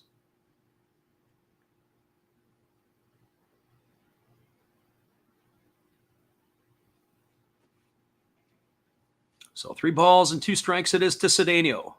He's waggling the bat, waiting on the offering here from Stewart. The runner at second is Nakagawa. The runner at first is Kirby-Ashi. Here's the pitch. It's a fastball swung on. This ball is lifted into deep right field. Moving back onto the warning track, looking up, and it is gone. A home run, a 3-run shot for Cedeno. And that is going to put the Buffaloes into the lead 3-0 here. And you could just see it, how it was falling apart for Stewart. He serves up that pitch, and Cedeno does a great job hammering the ball the other way.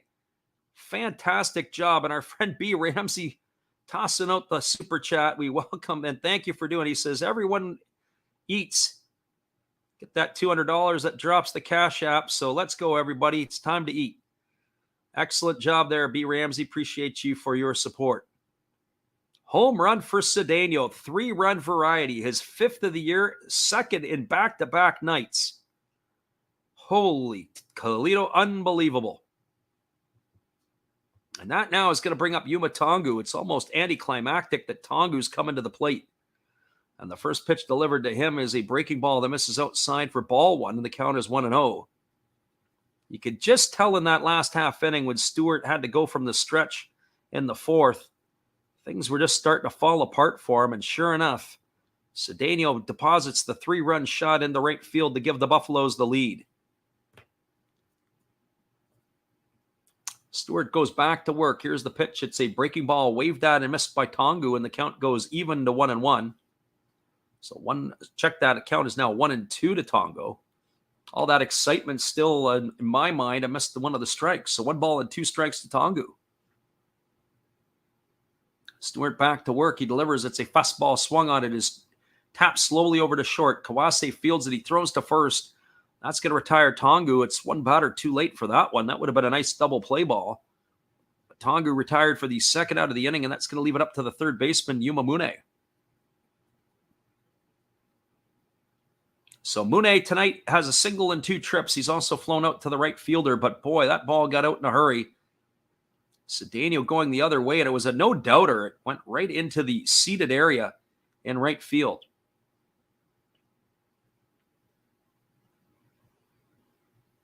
So Mune steps to the plate. Cedeno telling everybody in the dugout how he got it done. Here's the pitch.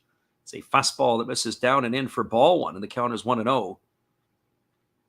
Mune was the hero last night as well, as he hit that home run that delivered the first run for the Buffaloes. He was their only offense until Cedeno hit the 2nd. And the pitch on the way is a breaking ball swung on, and it's tapped foul over on the first base side, and the count goes even to 1-1. We were kind of lamenting him last night that Mune had a bit of a lack of power, and the next thing you know, he deposited one into the seats. Here comes the 1-1 pitch. And there's a fastball that swung on. This is lifted into left field. And making the catch is Kondo.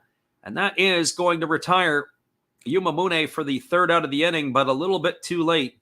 No, there were 3 runs in the inning on the benefit of 2 hits. There was no errors, and there was nobody left aboard. Your score as we go to the bottom of the 6th, 3-0. We'd like to thank Walking Spotted Bear for a super sticker. We appreciate you tonight for your support as well, and everybody else who has hung in here with us. Thanks again, guys. We'll be right back after this. For the bottom of the 6th inning, your score is the Buffaloes 3 and the Hawks 0.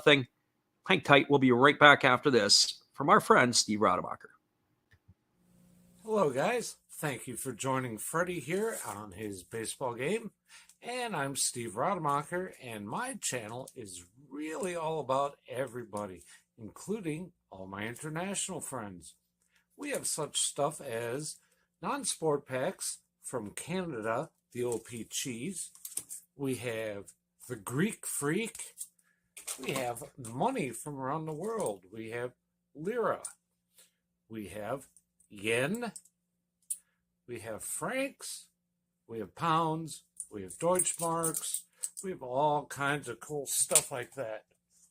We even have some cooler things like Japanese women wrestlers and OPC baseball cards where I cannot read the back. We even have unopened material like the royal family, I know it's backwards, from London, England. Thank you for watching. Back to Freddie. Welcome back, everybody. It's going to be the 7, 8, and 9 hitters. Check that. It's going to be the 1, 2, 3 hitters coming about for the Hawks here, as it is going to be Momori, Shudo, and Kondo. 3 runs, 4 hits, no errors for the Buffaloes. 0, 1, and 0 for the Hawks so far in this one. Our friend Bet Bullish says, come to his Discord server and join. Feel free to join. And we'll just have to ask Bet Bullish if he is also by the same name on Discord. There's the first pitch. It is a breaking ball that misses outside to Momori for ball 1, and the count is 1-0. Momori 0 for 2 in this one. He's struck out and grounded to short. Waiting here on the offering from the right-hander Yamashita, who kicks and delivers. It's a fastball swung on. This ball is belted foul down the right field line. Boy, did Momori turn on that one, but he just hooked it foul. When I look at tonight, it is so far, was it 65 pitches through 5 for Yamashita. Our friend Repo Man is in the house tonight. He says, had the Astros pregame and a couple prop parlays, which both lost. There's a fastball taken for a called strike, and the count is now 1-1 to Momori.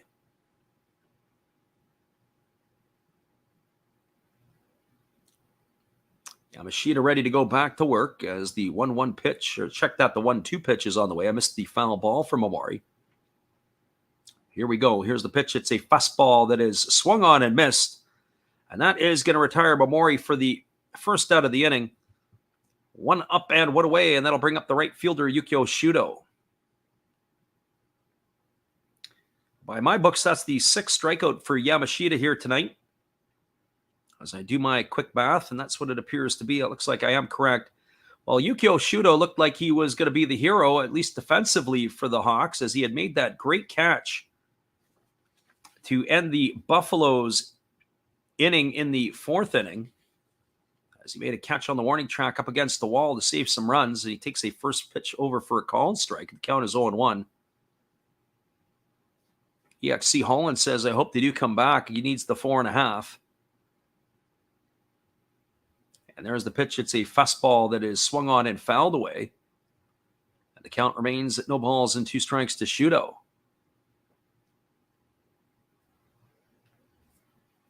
Walking Spotted Bear says, sometimes I round robin in game underdogs randomly in Asian ball.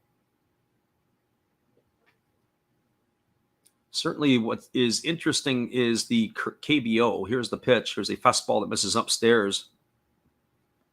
For some people who like to bet on Asian baseball games, the KBO is certainly in some ways to be top heavy with some of the talent on certain teams. A little harder in the NPB. There's a fastball swung on and missed, and Shudo goes down on strikes. So back-to-back strikeouts here by Yamashita in the 6th inning. That's going to leave it all up to Kazuki Kondo. Repo Man says he has a tough matchup tonight. Who you got? The other part that you also have to note on that, Repo Man, is the fact that Bauer has also struggled against the Carp. They seem to have his number. He's been knocked around. They seem to hit him. They put the balls in the seats. So that's something to keep an eye on to see if he's got something figured out against them tonight. It's going to be the 3rd time, I believe, the Carp has seen Bauer. There's a fastball that misses down to Kondo, and the count is quickly 1-0. So I wonder how he's going to attack their hitters. The one thing I noticed about Bauer when he pitched against the Carp in the previous 2 starts that he had is he didn't attack the hitters like I thought he would out of the gate, especially establishing his fastball. It looked like he wanted to be a little too tricky. There's a fastball swung on it, is lifted into left field. Moving over underneath it is Sugimoto. He's got space, and he's going to make the catch. And that is going to do it here in the last half of the 6th inning. So the Hawks, no runs, no hits, no errors. Nobody left the board. We're now through 6 complete. Your score is the Buffaloes 3 and the Hawks no score.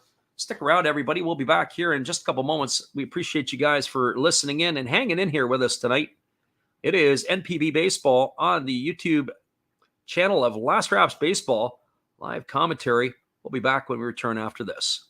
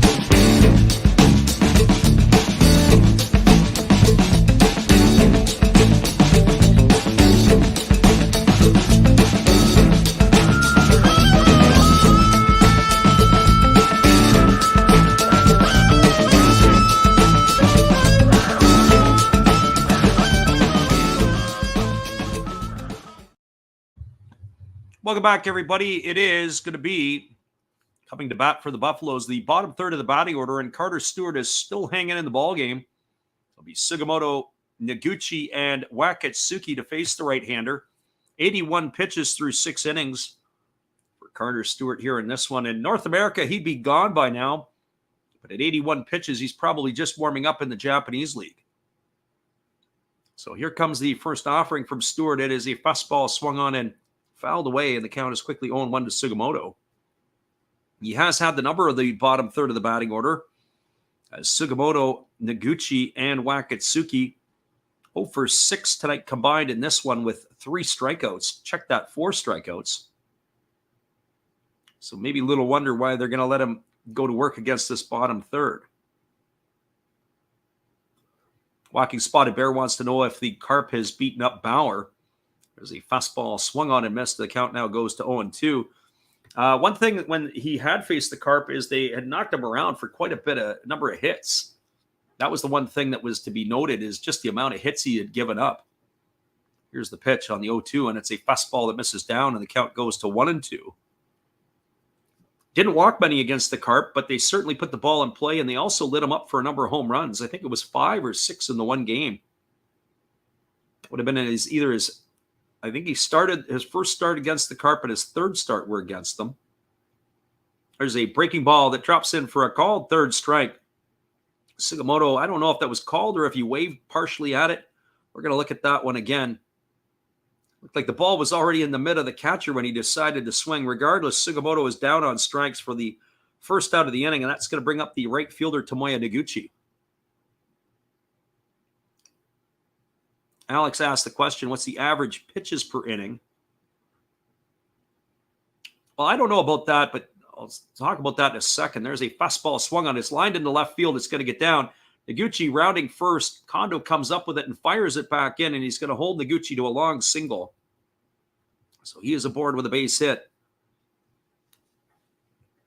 back to Alex there. He says, what's the average pitches per inning? Usually they like to work on a principle. What coaches like to talk about is 15 pitches or less per inning is a goal. And when you look at Carter Stewart tonight, he was at 81 pitches through 6 innings. So as a whole, that's 9 pitches less than what you would expect in that time frame. And so he was pretty productive. In fact, pretty efficient through his first 4 innings of work. It's been the last 2 innings that have been a bit of a chore. And there, Wakatsuki squares to bunt, but he fouls that one off over on the first base side. And that's going to run the count to 0-1.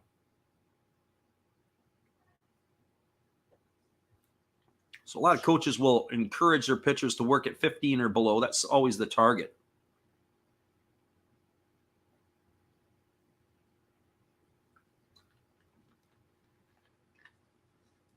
B-Baller on the house says, do you make money on YouTube? And the answer to that is yes, but not much. I can tell you that much. There's a fastball that is delivered to that was the replay on Wakatsuki who had fouled it off. They throw over to first base, and diving back in time is the base runner. So to answer that question, yes, we do, but not a whole lot of money. We're kind of laughing about it when we first started being monetized on YouTube, and there's a bunt. It's right back to the pitcher, Stewart. He fields it. He throws to first to Mamori covering. That's going to be a ground out or a sacrifice 1-4 in the books. That'll be the second out of the inning. It's going to advance Noguchi over to second. It'll bring up the top of the order in Kai Nakagawa. B-Baller says, B. Ramsey says, tired of y'all calling me that. So, yeah, we do make money on YouTube, but we don't make a lot of money. Let's call a spade a spade. I was kind of laughing. We got monetized in October of last year. When we first started making the nickels and dimes, we used to chuckle and laugh and say we used to measure it in coffees, how many coffees we could buy. And now we've changed that to bowls of ramen. So we have been able to make a few more dollars, but still not a lot of money on YouTube. It's, as I mentioned before, for us, it's not our main gig. It's what we like to do. This is kind of the hobby, and it's been a lot of fun being able to meet some different people. We've been able to meet some of our folks as well that listen in. We had CV Baseball Collector was actually in last week. He is one of our regular listeners. There's a fastball that misses upstairs for a ball. He is from Southern California. Him, his wife, and his 2 kids were going on an Alaskan cruise. They stopped in here in British Columbia. B-Baller says, when you get more subscribers, you will. Yeah, that's for sure. It's taken us a long time. We actually started the channel as there's a breaking ball taken for a called strike, and the count is 1-1. We started the channel in 2010 and never did anything with it until March of 2020, or actually February of 2020, right before the pandemic. And we started to do some things with the channel pre-pandemic, just for fun, away from our regular baseball business. There's a breaking ball that misses upstairs. The count is now 2-1. And I remember when we were sitting in here calling the Japanese games, it was me, Ben Roberts, a fellow who was an American living in Yokohama, as well as another fellow who was living in Vietnam, who was a Korean guy. And those were our only 2 listeners. It seemed like we were just calling the game to ourselves. There's a breaking ball swung on. It is lifted, foul down the right field line, and the count goes to 2-2. And then, of course, last year we started to get a little bit more of a following. We started to get 5, 10 people into the stream and had as many as 20 at sometimes. And then what ends up happening is we started to get a lot more after that. And then this year here, we've had a number of people. Even during the World Baseball Classic, at times we had as many as 50 plus people in the stream, and that's been kind of cool. Sometimes it's hard to keep up with the chat, but at the same time, it's kind of neat. Here comes the 2-2 pitch as Stewart delivers. It's a fastball swung on. It is lifted foul down the right field line. That's going to get into the stands, and that's going to keep the count at 2-2. Our friend Repo Man says it's 9 a.m. there in Helsinki, Finland. Yeah, I think that is about... is it 8:45 or is it 9? Because that would put you about 10 hours ahead of us. Not sure what Finland time is. Here's the 2-2 pitch. There's a breaking ball swung on and missed. And Nakagawa down on strikes. Well, they strand Noguchi. Unfortunately, they left him in scoring position, but Carter Stewart does the job here to get out of the 7th inning. There was no runs in the inning. There was a hit. There There were no errors, and there was one runner left aboard. We are now moving to the bottom of the 7th inning. Your score is the Orix Buffaloes 3, the Fukuoka SoftBank Hawks no score. They've got those balloons ready to shoot off in Fukuoka. Those are the ones we were talking about last night. They look like they're going to release all these balloons. They kind of look like sperm for some reason. That's what comes to mind when we see it. If you can only see the shape of the balloons, you'll know exactly what we're talking about. We'll be back here in a few. Have a great night, everybody, as we are enjoying this one with you. We'll be back after this.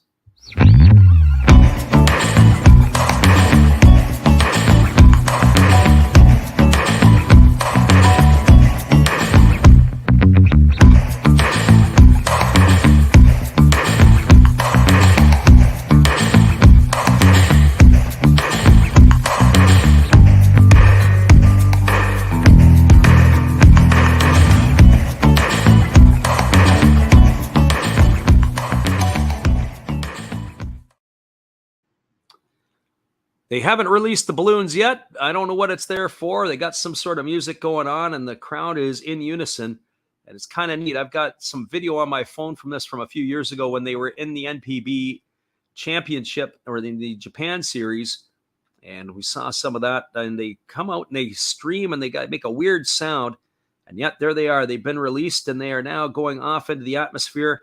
I just don't know how they are able to pick up all that extra balloon stuff off of the carpet when everything lands. But they've got the cheerleaders out there, and we'll be back here in 30 seconds with all the action. Here's another one of those Japanese Hall of Fame memories. Stick around. We'll be right back.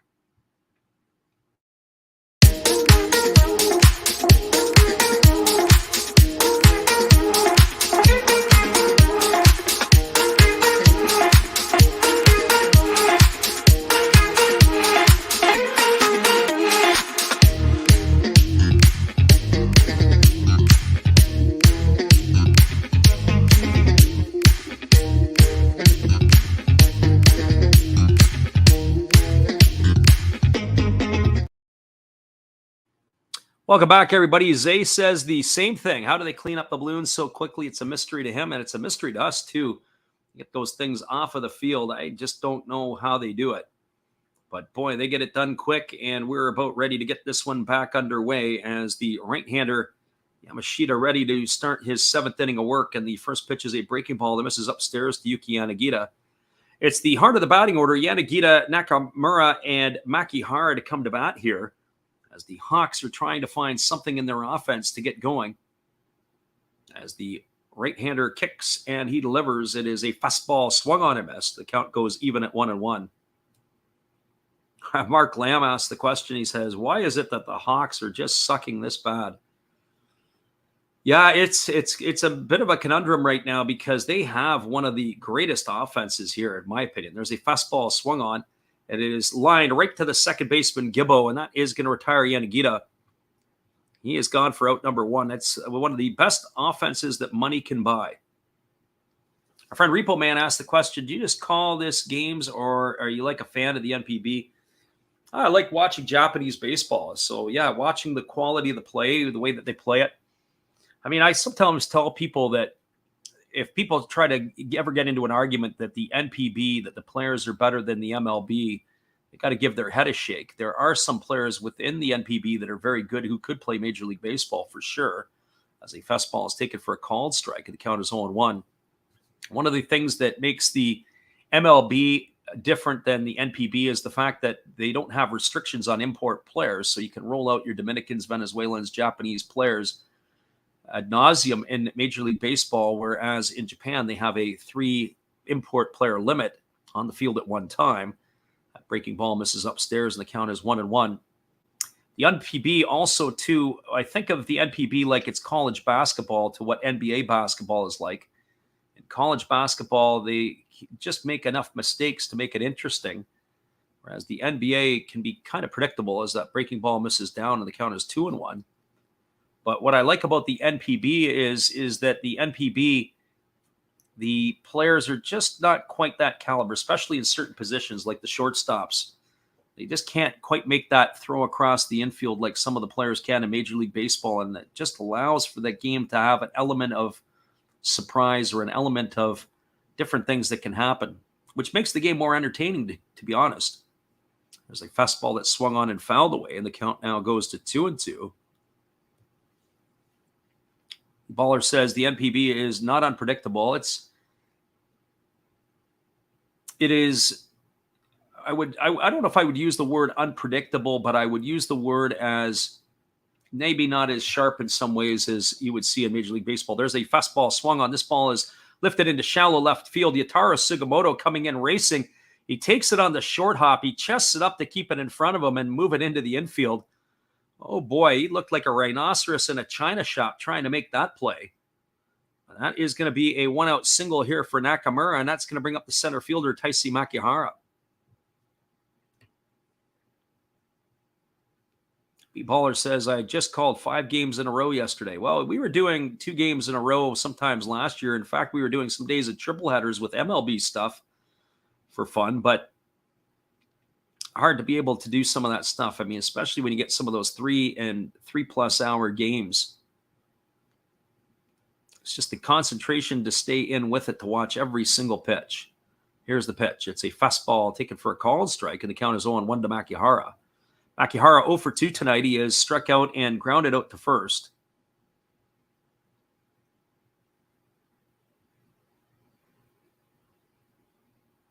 Yeah, Zay says you won't want to see a MLB team. You see the Tigers. Detroit Tigers lost 9 games in a row this year. They are certainly not a very good lineup. There's a fastball taken for a called strike, and the count is 0-2. And you're correct. The Fukuoka SoftBank Hawks, you'd have to figure from top to bottom, have got one of the best offensive lineups in all the NPB. But you'd never know it in this 8-game stretch and potentially 9-game stretch if they lose here tonight.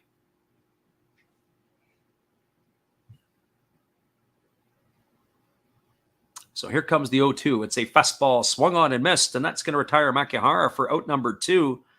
So 2 away here, and that's going to leave it all up to the third baseman, Ryoya Kurihara.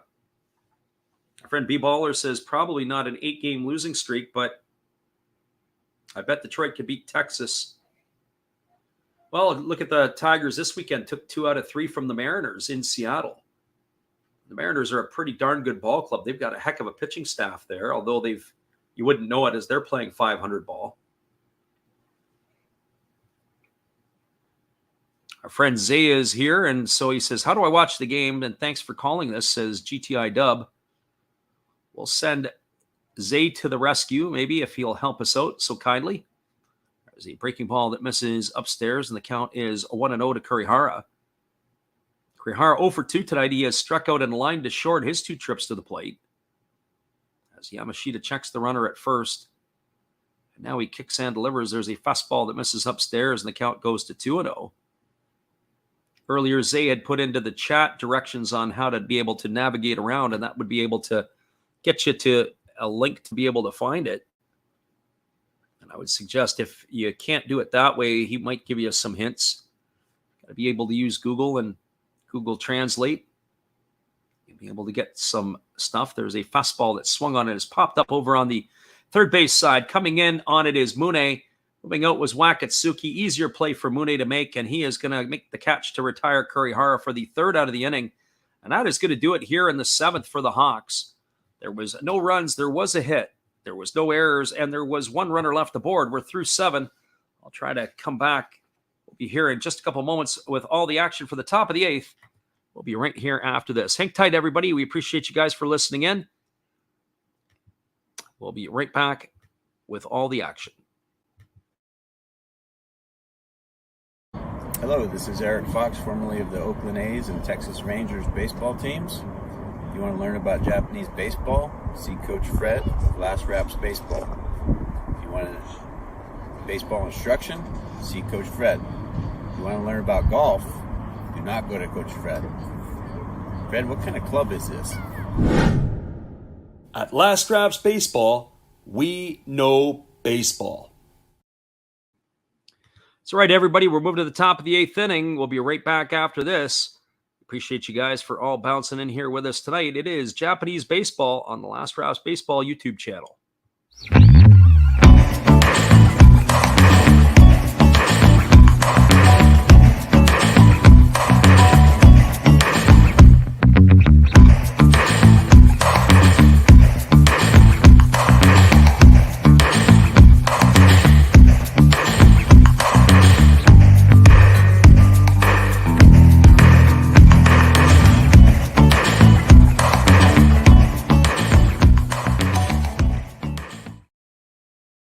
Welcome back, everybody. We're moving to the top of the 8th inning, and we're just taking a peek to see if they're going to stay with Carter Stewart or if they're going to make a move to the bullpen. It looks like Yamashita will probably come out for the 8th inning, the way that things are shaping up in the Buffaloes dugout, as he is only at 90 pitches. We're waiting to see if it is going to be the end of the night for Stewart or if he is going to be carrying on here. Our friend who had dropped into the chat, our friend Repo Man, asked the question, you ever thought about dropping stats pregame? You could get more traffic after the MLB games are done. We've looked at some different stuff. The things that we looked at here, or at least that I looked at here with regards to this, is we are calling the game, and sort of our theme is the old school radio broadcast. So even though we have some stuff from time to time that we put up our pictures or our in-between stuff, it's more the chat and the voice and us talking and giving information for people to listen to. So I've seen some of that stuff before where people have got different things going on, but the focus kind of needs to stay, or at least in my opinion, it needs to stay with the stuff that we're calling. There is a pitching change. It is going to be Samori, the right-hander, coming in to take over. It's Yuki Samori. And the first pitch that he delivers to show Gibbo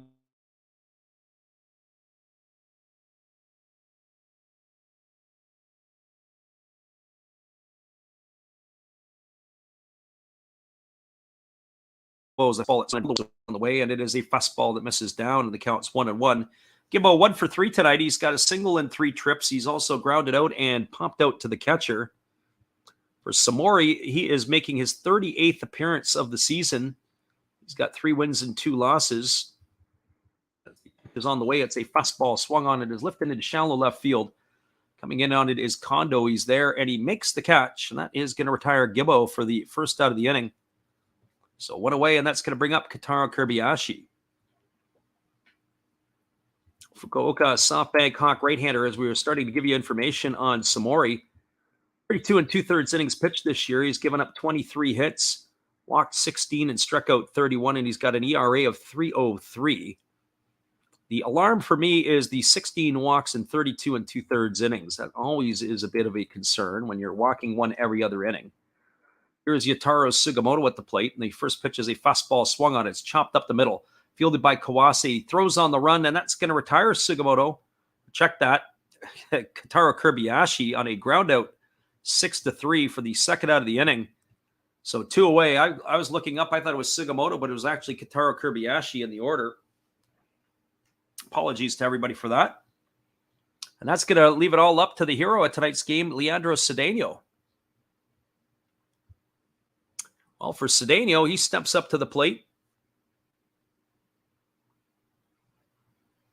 Cedeno is 1 for 3. He has the big blast and won the 3-run homer. He's got 5 homers now on the season for the big fella. And the first pitch is a fastball taken at the knees for a called strike. The count is 0-1. As I mentioned last night, we saw Cedeno, and he was in the development group, the training, signed to a training contract. And in the preseason, he was wearing a number that had 100 and something on it, as there's a fastball swung on and fouled off the shin guard of Cedeno as he walks around limping.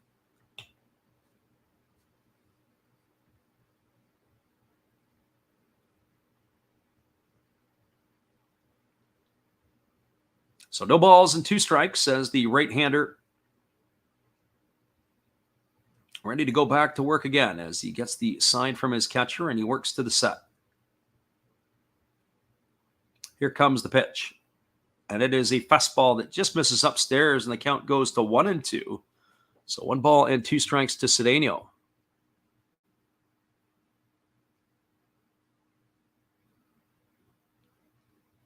We are at the top of the hour now in North America and around the world. It is 11, just after 11 Pacific time, 2 o'clock on the East Coast if you're listening in North America. There is a breaking ball swung on and lifted foul into the seats, and the count remains at 1-2 to Cedeno. I would have to say, if the Hawks are going to get on the board, they're going to have to, or if the Hawks are going to win this game, they've got to get on the board in the 8th inning. Otherwise, it is going to be a tough night, because last night they went to Hirano in the, I believe, in the bottom of the 10th inning to close out that victory. And I would think that maybe they'll return back-to-back nights to do it again. It was, I believe, Abby who pitched the ninth, or the eighth inning the other night. There's a fastball that's taken for a called third strike. I'll come back with that thought I was trying to make in a minute. When we return, that's going to be out number 3 here as Cedeno goes down on strikes. No runs, no hits, no errors, nobody left aboard here in the 8th inning. We are now moving to the bottom of the 8th. Your score is the Buffaloes 3, the Hawks no score.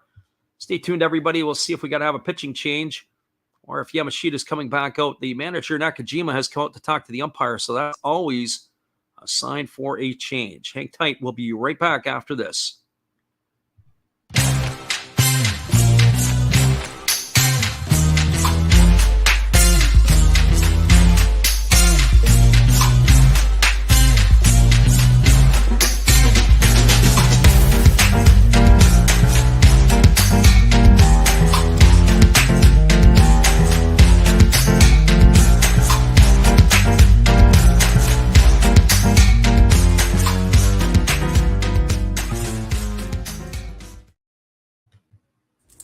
Hello, everybody. Steve Rodmacher coming back at you again. And during this pitching change, for a change of pace, let's open some baseball cards. We'll get through these quickly. 2023 Topps Big League. We have rookie card of Tyler Freeman to go along with a Matt Chapman. And why not a Jake Cronenworth? Shoot 'em, Jake! We do have a rookie card of Brett Beatty. That's pretty cool. To go along with the uncommon Carlos Correa. Pretty common to me, but what do I know? Trey Mancini. To go along with a rookie of Kodai Senga. Freddie, tell them about Kodai. And one of my favorites, Devin Williams of my Milwaukee Brewers. All right, looks like the pitcher's coming in. Freddie, you can take over now. Appreciate you there, Steve. It is going to be Shota Abe who is coming on in relief, and he is going to be making his 31st appearance. The 30-year-old right-hander in his 3rd season with the Buffaloes has worked 29 and 3rd innings. He's allowed 24 hits. He's walked 7 and struck out 29, and he's pitched to an ERA of 2.15. He's going to be entrusted to face the 8, 9, and 1 hitters in the batting order. It'll be Kawase, Kai, and Mamori to come to bat here in the bottom of the 8th inning. So it is getting into the deep water here for the Hawks, as they've only got 6 outs left to try to get themselves a run. And the first pitch is a fastball taken for a called strike. The count is quickly 0-1. I mentioned the other night for the Buffaloes, it was Sachiro Yamazaki who had come in relief for Yamamoto, and then, of course, it was Utagawa who had to come into relief to trying to get that save. There's a fastball swung on his chop softly over to first, fielded neatly by the first baseman Tagu, who's going to step on the bag. That's the 3rd time he's been able to do that tonight. And that will retire Kawase for the first out of the inning. So 1 up and 1 away, and that is going to bring up Takuya Kai to the plate. We'll keep our eyes here if they're going to start looking at a pinch hitter, because Takuya Kai, who is long considered, and that's exactly what it is. They are going to have a pinch hitter, are the Hawks. We'll get you here in just a second. It looks like Yana Gamachi, but we'll confirm that one for you. That's exactly who it is, as it is the left-handed hitting Tetsuro Yanagamachi who is coming into the ballgame. Yanagamachi batting .245 on the season. Got himself no homers and 15 RBIs, hitting here in place of Takuya Kai. And the pitch is on the way. It is a breaking ball that misses outside, and the count now goes to 1-1 on Yanagamachi. So Kai's night is done. They're trading the offense for the defense.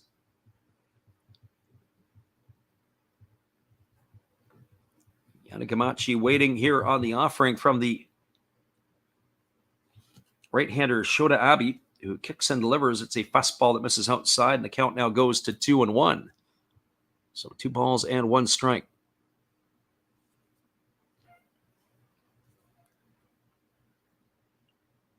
And the right-hander delivers. There's a fastball swung on and missed. The count now goes to 2-2. So 2 balls and 2 strikes. This game here has had quite the clip to it tonight. No pitch clock needed in this one. Here's the 2-2 offering. It's a fastball swung on and fouled away, and the count remains at 2-2 to Yanagamachi.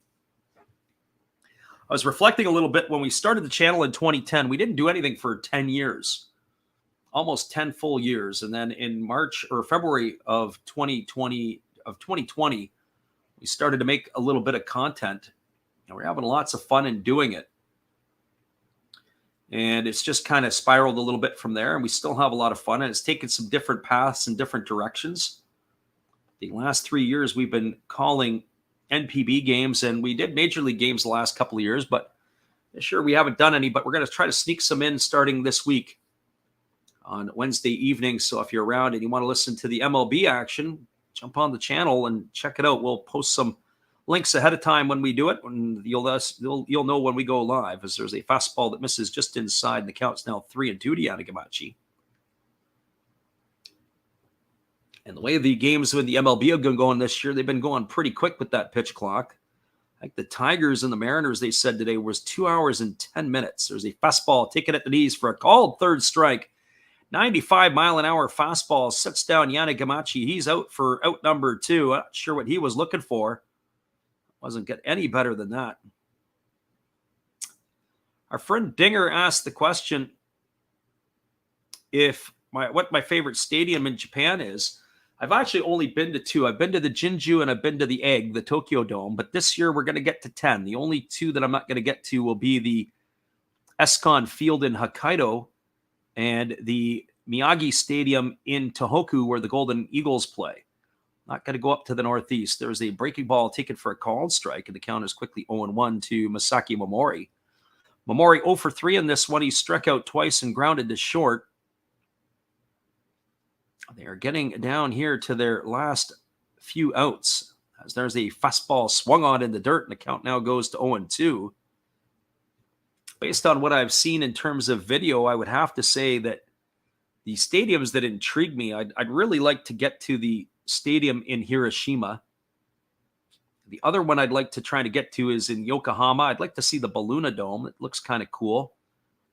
Chiba looks like there could be a constant hurricane blowing there, and I'd love to be able to go see that one as well. So we'll see what those stadiums produce. There's a breaking ball swung on, and it's fouled away right off the catcher Wakatsuki, and the count remains at 0-2.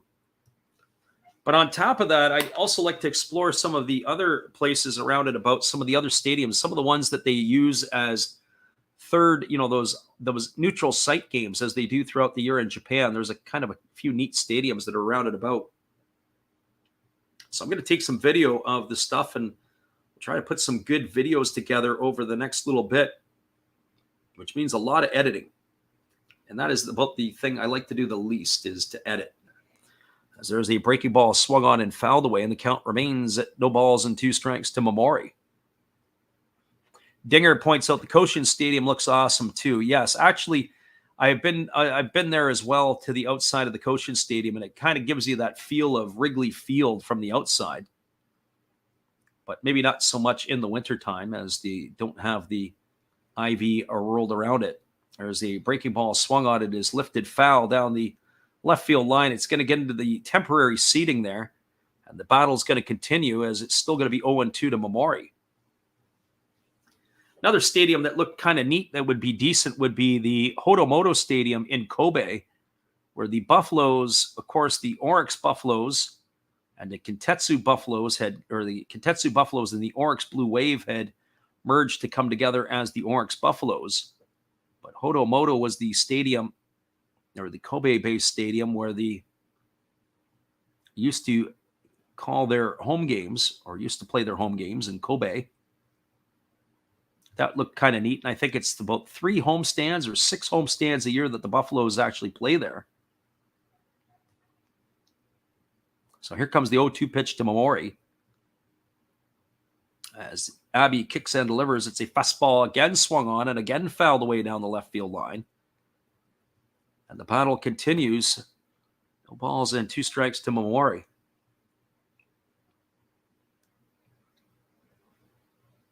Our friend Project Ariel says he's trying to decide between Tohoku and Chiba.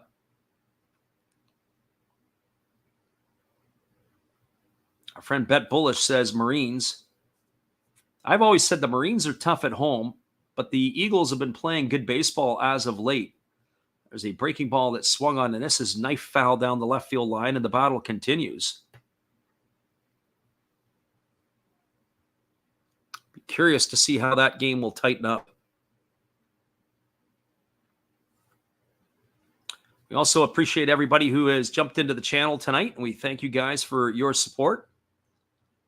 Don't forget, if you want to know what's going on, be sure to hit the subscribe button, and we will be back around again in another week or so for some more action, as there's a breaking ball that misses down, and the count now is 1-2.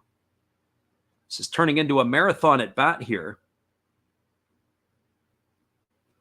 This is going to be pitch number 9 of the at bat coming up. So 1 ball and 2 strikes to Mamori. As the right-hander works set, and now he kicks, and he delivers. It's a fastball that misses down, and the count now goes to 2-2. So 2 balls and 2 strikes. We do thank everybody for their support. As we said, lots of interesting stuff about to come up as well. As I said, when we are in Japan, we'll try to do some live things. The other thing I kind of feel I think that's neat is when you show up and you see an old stadium or an old practice ground, and they've got plaques honoring different people, as there's a breaking ball that is swung on and lifted foul down the left field line. In Ueno Park in Tokyo, there's a ballpark. It looks like it's maybe a youth field, and it's fenced in. And Ueno Park is where the zoo is. There's an art gallery. There's all kinds of stuff that's around there. And it's kind of a really neat little spot. And I often wondered, it'd be kind of cool to be able to have a team go over and to practice in places or be able to train in places that are rich in history. And just being able to be in Ueno Park and to say, hey, we practiced there is kind of cool. Hey, there's a fastball swung on. This ground is grounded through the right side, through the 4-hole into right field. And the Hawks have life as Masaki Mamori has got himself a 2-out single. And that's going to bring up the right fielder, Yukio Shudo.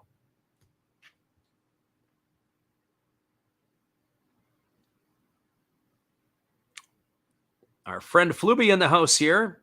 He says, make it a boring game. I should have been asleep at least 2 hours ago. Well, this is actually coming down into the last couple of pieces here. Our friend Fluby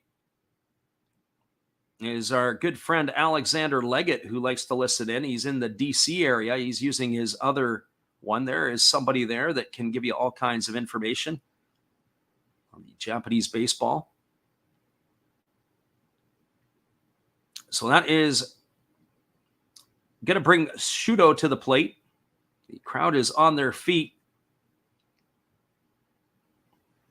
Shudo's had a tough night at the office tonight. He's 0 for 3. He has flown to center and struck out twice. He swings at the first pitch, and he hits that one foul down the first base line, and the count is quickly 0-1. So no balls and 1 strike.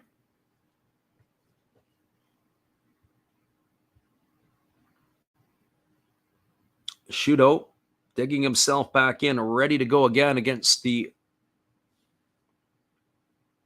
right-handed slants of Abby. Abby's got himself into a battle here. Here comes the offering. He kicks and delivers. It's a breaking ball that misses down.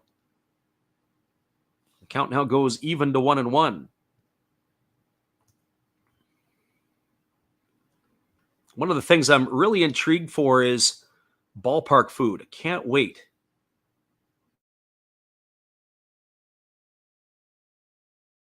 Remember what position Akiyama plays. Akiyama is an outfielder.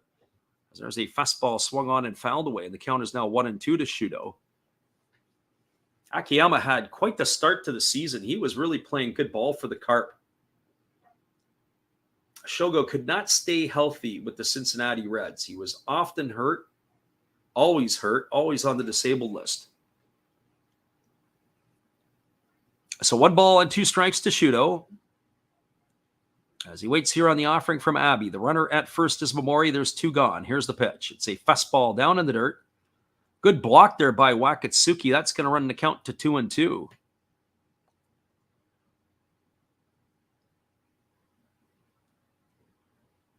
Our Our friend Walking Spotted Bear is talking about putting some money on SoftBank. I wouldn't write them off yet. Might be worth throwing $10 down on them if you got $10 to toss around. I wonder what that would pay out. They came back and won from this deficit here. Wouldn't bat an eye if it happened. Here comes the 2-2 pitch. Abbey kicks and delivers. It's a breaking ball swung on. It is lifted down the left field line, giving chase is Mooney, but he's going to watch it sail into the temporary seating. That is going to keep the count at 2-2. Another thing I was wondering is what type of foods are going to be offered at the different stadiums, type of noodles. I was saying before, when you think of certain stadiums around the MLB and what you get, when I was a young guy going to Tiger Stadium, it used to be the ballpark Frank hot dogs that they had. When you used to go to Exhibition Stadium in Toronto, it was the foot-long dogs. You go to Dodger Stadium, it's the Dodger dogs. The best food, I thought, in San Diego, they have a seafood burrito. It's absolutely loaded. There's a fastball that misses down, and the count now goes to 3-2 to Shudo. Well, the runner Mamori is going to be in motion. 3 balls and 2 strikes. Abbey, with getting the first 2 outs of the inning here, has now found himself into trouble. Certainly don't want to put Shudo aboard because Kensuke Kondo is waiting his turn on deck. That could be the game changer right here.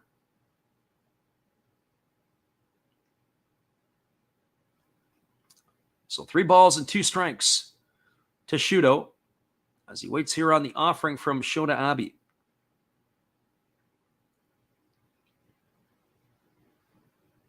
And the runner is on motion. Here's the pitch. It's a fastball swung on. It is lifted down the left field line.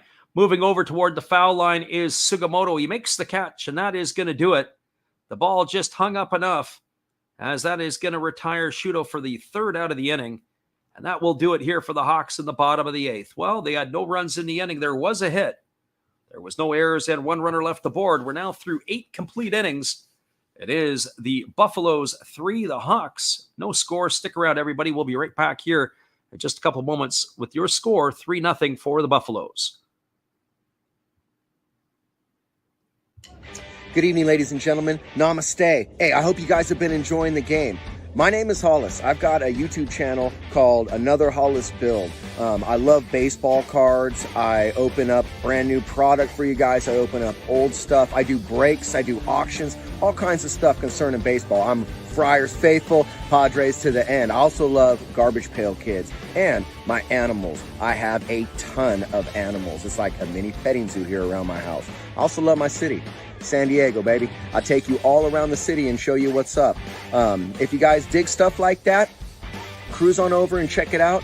It's Another Hollis Build. If you dig it, subscribe. I'd really appreciate to have more follow me along on the journey. Hey, either way, you guys have a wonderful day or a beautiful, beautiful evening. No matter which one it is, make sure that you make it great, my friends. Big up Last Raps Baseball. Yeah, Freddie, let's go. One love and peace. Yeah, man.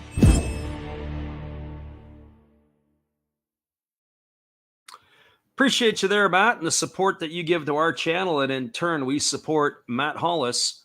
We're just waiting on confirmation of another Hawks pitching change.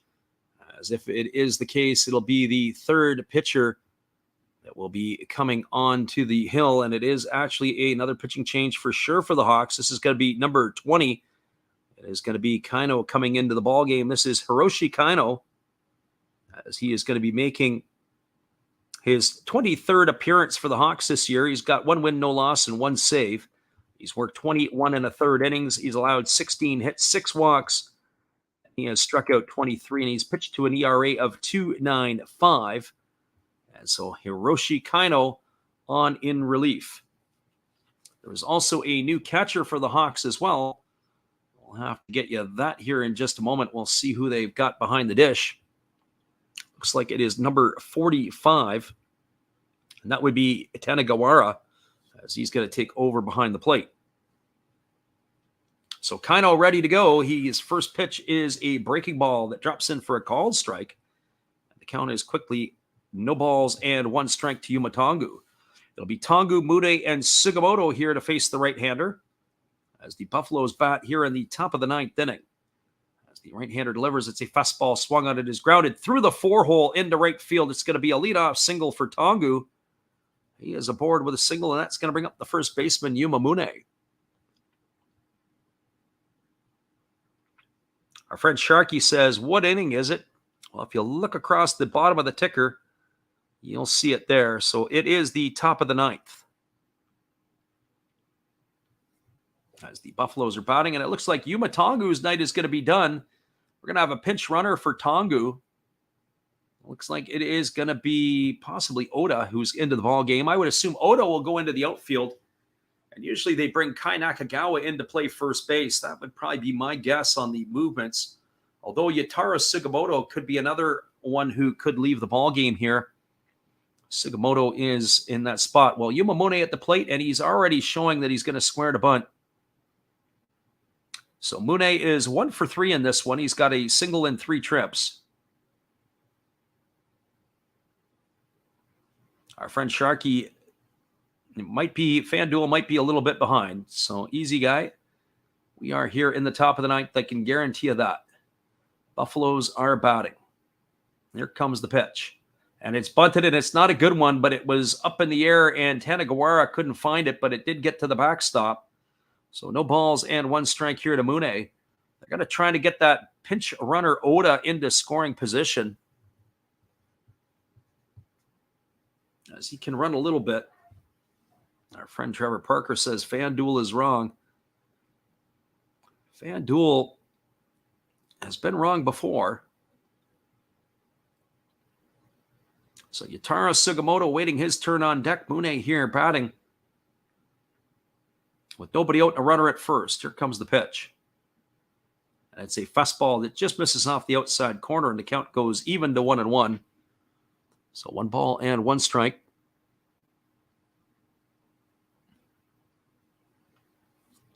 As a reminder, after this game is done, we will do a full wrap-up. Give everybody all the pertinent information before we shut her down. But we are glad that you guys could make it in here with us tonight. Makes it all the more fun. 1 ball and 1 strike. I would think that Mune is still got the bunt on.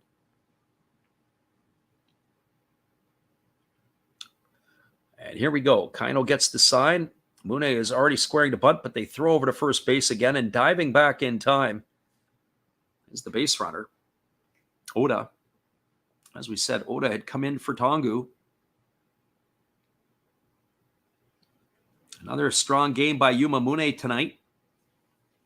Since entering into the series midway through game 1 here on Saturday, I should say, he's been excellent. They throw over to first base, and diving back in time is Oda. They are concerned about him running, and I would be too. He's got some wheels.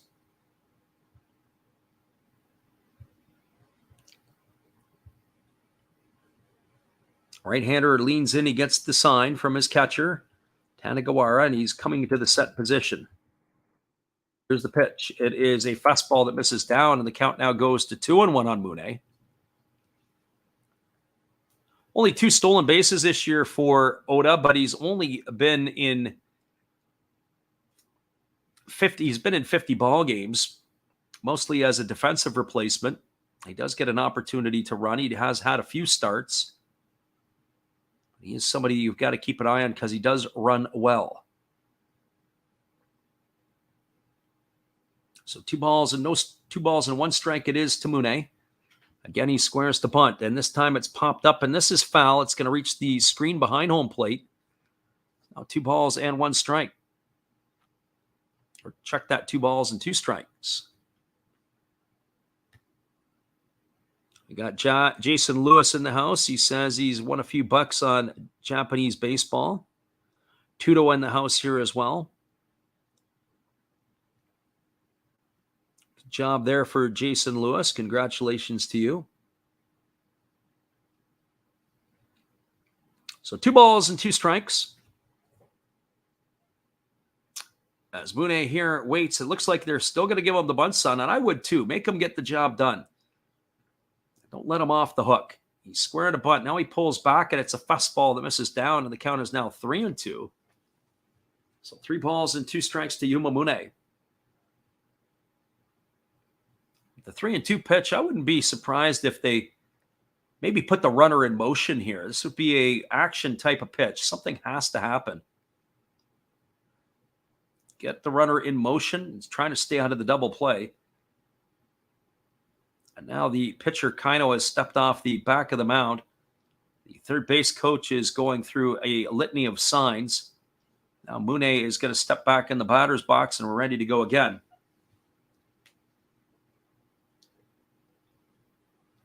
So right-hander against the left-hander. Kino has a 3-2 count here. Mune ready to go. And the pitch is on the line. It is a fastball that swung on and fouled away. The runner was on the move, as we suspected. That ball was fouled off. That's going to keep the count at 3-2 to Mune. Oda is going to have to go back to first base. Our friend Dinger says it's better to be lucky than good. That's sometimes true. It's also good to be lucky. So 3 balls and 2 strikes to Mune. He bats here with a runner at first and nobody out here in the top of the 9th inning. Kino checks the runner over at first, and he works to the set position. And here's the pitch. It's a fastball that's taken for a called third strike. Tanagawara drops the ball, and stealing second base is Oda. He lost it on the transfer. Mune is going to be gone for out number 1, and Oda is going to get himself a stolen base, as Tanagawara could not handle that there. I think if it was Takuya Kai behind the plate, Kai probably would have made that play, but it was definitely on the transfer. He couldn't get it out of his glove into his hand. He ends up playing basketball with it, and that's the way it goes. So Oda is now the runner at second base. That brings Yataro Sugimoto to the plate. Sugimoto tonight has struggled. He is 0 for 3. He has struck out twice, and he has flown out to center field.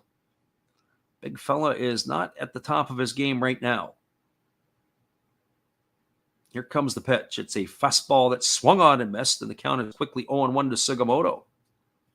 That was of the split finger variety. He looked sick on that one.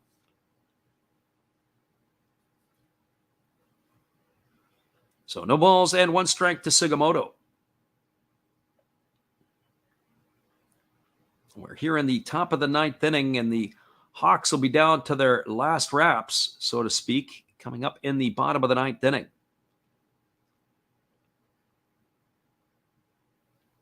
But they got to get through the top of the 9th first. Here's the pitch. It's a fastball that misses upstairs, and the count runs even to 1-1. So 1 ball and 1 strike.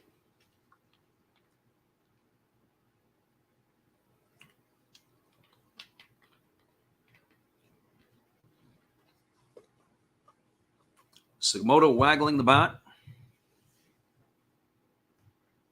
Jason says all his long shots that he bet all came through.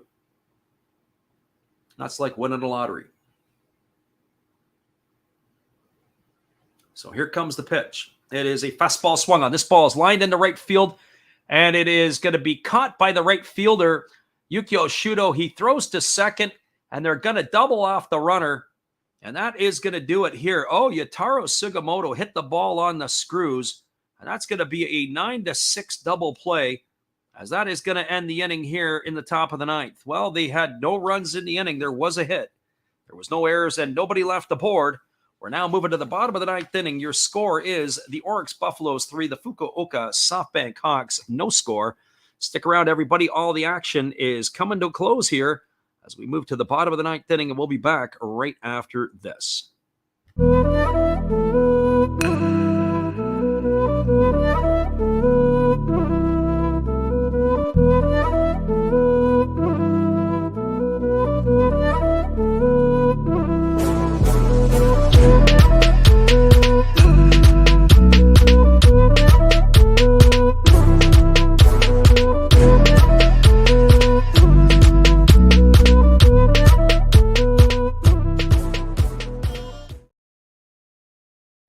Thinking of Jason Lewis there for a second. He needed 1 run, but boy, oh boy, that was the opportunity to get it. Sugimoto hit the ball. It was right to the glove of the right fielder, Shudo. Unfortunately, that is where it ended. Hang tight, everybody. We got a pitching change. We'll be right back after this. Hey, guys. While the manager's searching for a relief pitcher, let me help you with some relief channels. On top of mine and Freddy's, you can always check out Redbeard Breaks, Zero Fox Sports. You know another Hollis build, check them out again. Maybe Beast and Beauty Breaks, or even Dab's Family. Oh, looks like they have their picture, so after the game, check out some other videos by Freddy. They're fun, they're cool. Enjoy the game, peace out, and cheers! Welcome back, everybody. It's going to be Utagawa coming in. That is Yuki Utagawa, the right-hander. Is going to be making his 19th appearance of the year. The big, hard-throwing right-hander is 2-0. He's got one save.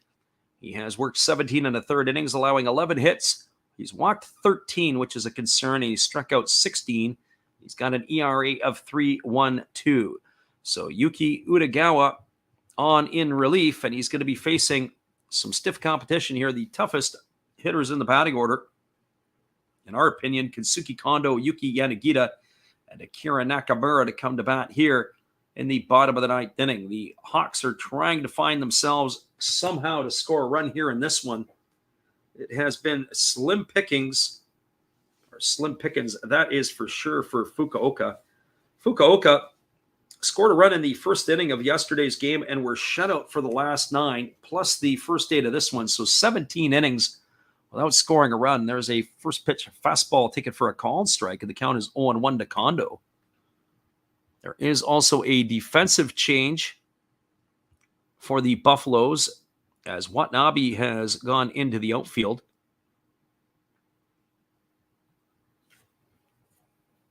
And here's the pitch. It is a fastball taken for a called strike, and the count now is 0-2. Our friend Walking Spotted Bear said, "Are you bet bullish? Are you on Discord talking about Asian baseball?" I think he is. I asked the question earlier if that is exactly his handle on Discord. So Utagawa here, ready to deliver. Here comes the 0-2 pitch. And there's a breaking ball swung on. It is grounded up the middle, fielded by Gibbo, but it's not going to be in time as Kondo is going to be able to beat that out. That's going to be an infield single for Kondo. And so the Hawks are seemingly having life here. So an infield hit for Kondo, and that's going to bring Yuki Yanagita to the plate. That was a split finger pitch. Kondo did a great job of throwing his bat at the ball. Gibbo had to go to his right. He slid, got up and fired to first, but Kondo was able to beat it out by a step. Good baseball all the way around. And that's going to get things going here for the Hawks in the bottom of the ninth inning. Project Ariel says, who else is staying up for the 4 a.m. game? Unfortunately, not me tonight. There's a breaking ball that is swung on and missed, and the count is 0-1 to Yuki Yanagita. Yanagita tonight is 0 for 3. He has flown to left, flown to center, and popped to second. Would love to be up there with you, but unfortunately not going to be in tonight. We got a long day tomorrow. I might get up, by the time I get up in the morning, I might be watching the end of some of the games. There was a breaking ball taken for a called strike. The count now is no balls and 2 strikes. Black Mueller in the house tonight. We appreciate you for joining us as well as we see some of the others that are here. So no balls and 2 strikes to Yanagita. Utagawa here with the offering. It is a fastball swung on and missed. Yanagita goes down on strikes. He's gone for out number 1. Utagawa made quick work of him on 3 pitches.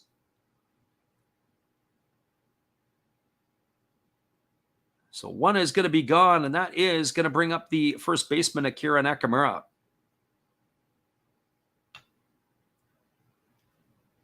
Jizzle Lizzle asks where we're from. Well, we are north of the border in beautiful Vancouver, British Columbia. But not originally. We've been here for the last 15 years. There's the pitch. It's a fastball taken for a called strike, and the count is quickly 0-1 to Nakamura. Nakamura tonight has 2 hits in his 3 trips to the plate. Both have been singles. He's also flown out to center field. Here comes the 0-1 pitch. It's a breaking ball that just misses upstairs. And the count is now 1-1 to Nakamura. So 1 ball and 1 strike.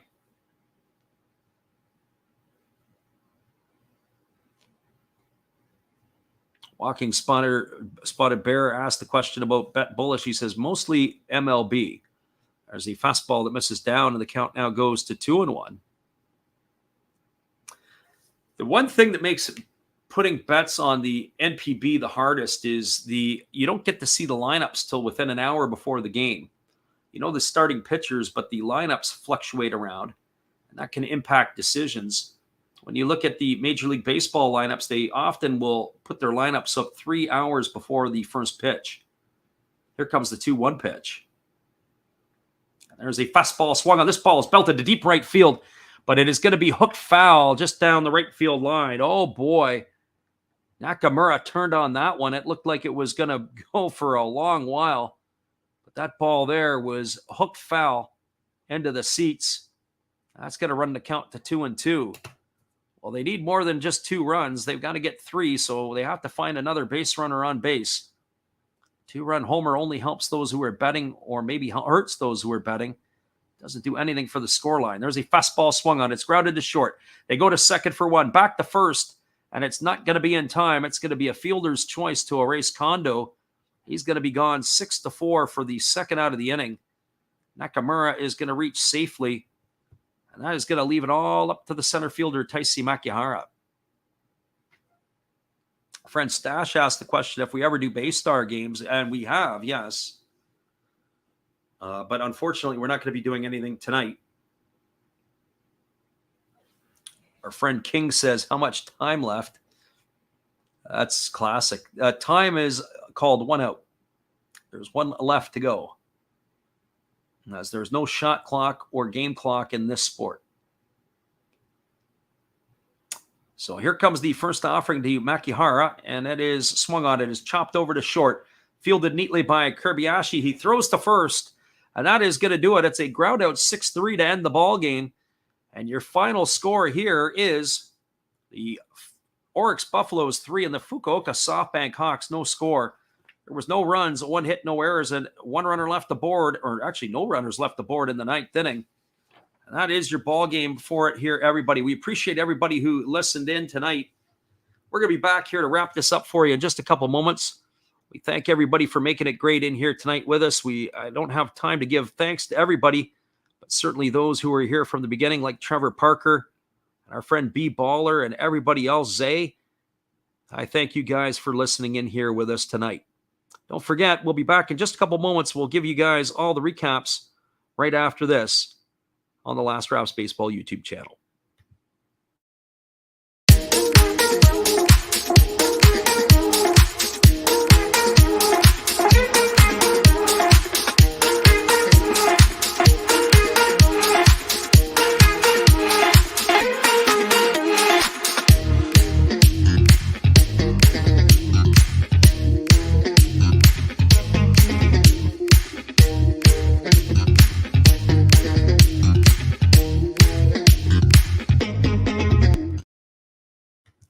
Welcome back, everybody. So just a couple of things here. We'll wrap this one up for you.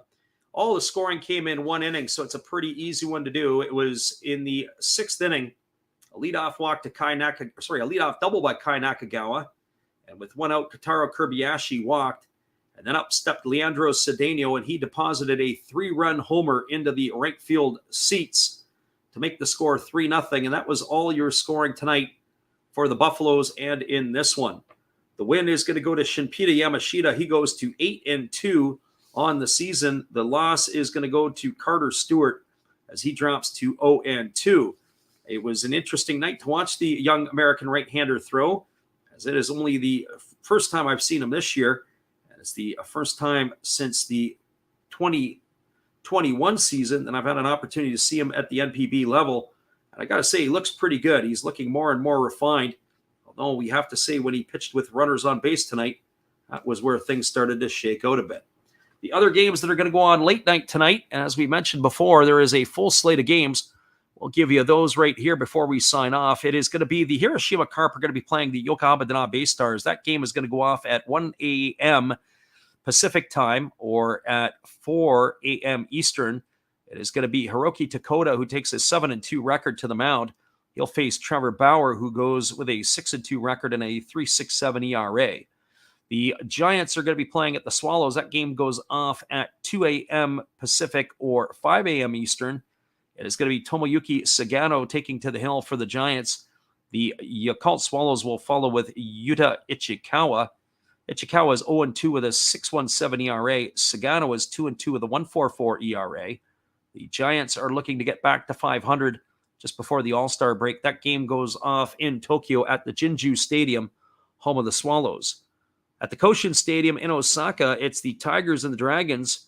The Tigers are looking to close the end of the All-Star break with a record above 10 wins above 500, as they will send Junya Nishi to the mound. He's 2-2 with a 3.48 ERA. Hideki Wakui, the former Golden Eagle, takes to the hill for the Chinichi Dragons. The other games that will go off tonight in the Pacific League at 1 a.m. Pacific or 4 a.m. Eastern, it's going to be the Tohoku Rocket and Golden Eagles at the Chibalote Marines. Masaru Fuji takes to the hill for the Eagles. He's 2-0. He's got a 1.80 ERA. He'll go against Atsuki Tanichi. He's 6-3 with a 2.53 ERA. He goes for the Marines. Marines are tough at home. Eagles are playing great ball. Should be a fantastic matchup. Hopefully you guys will stay awake to tune that one in, but we won't be here to do it for you.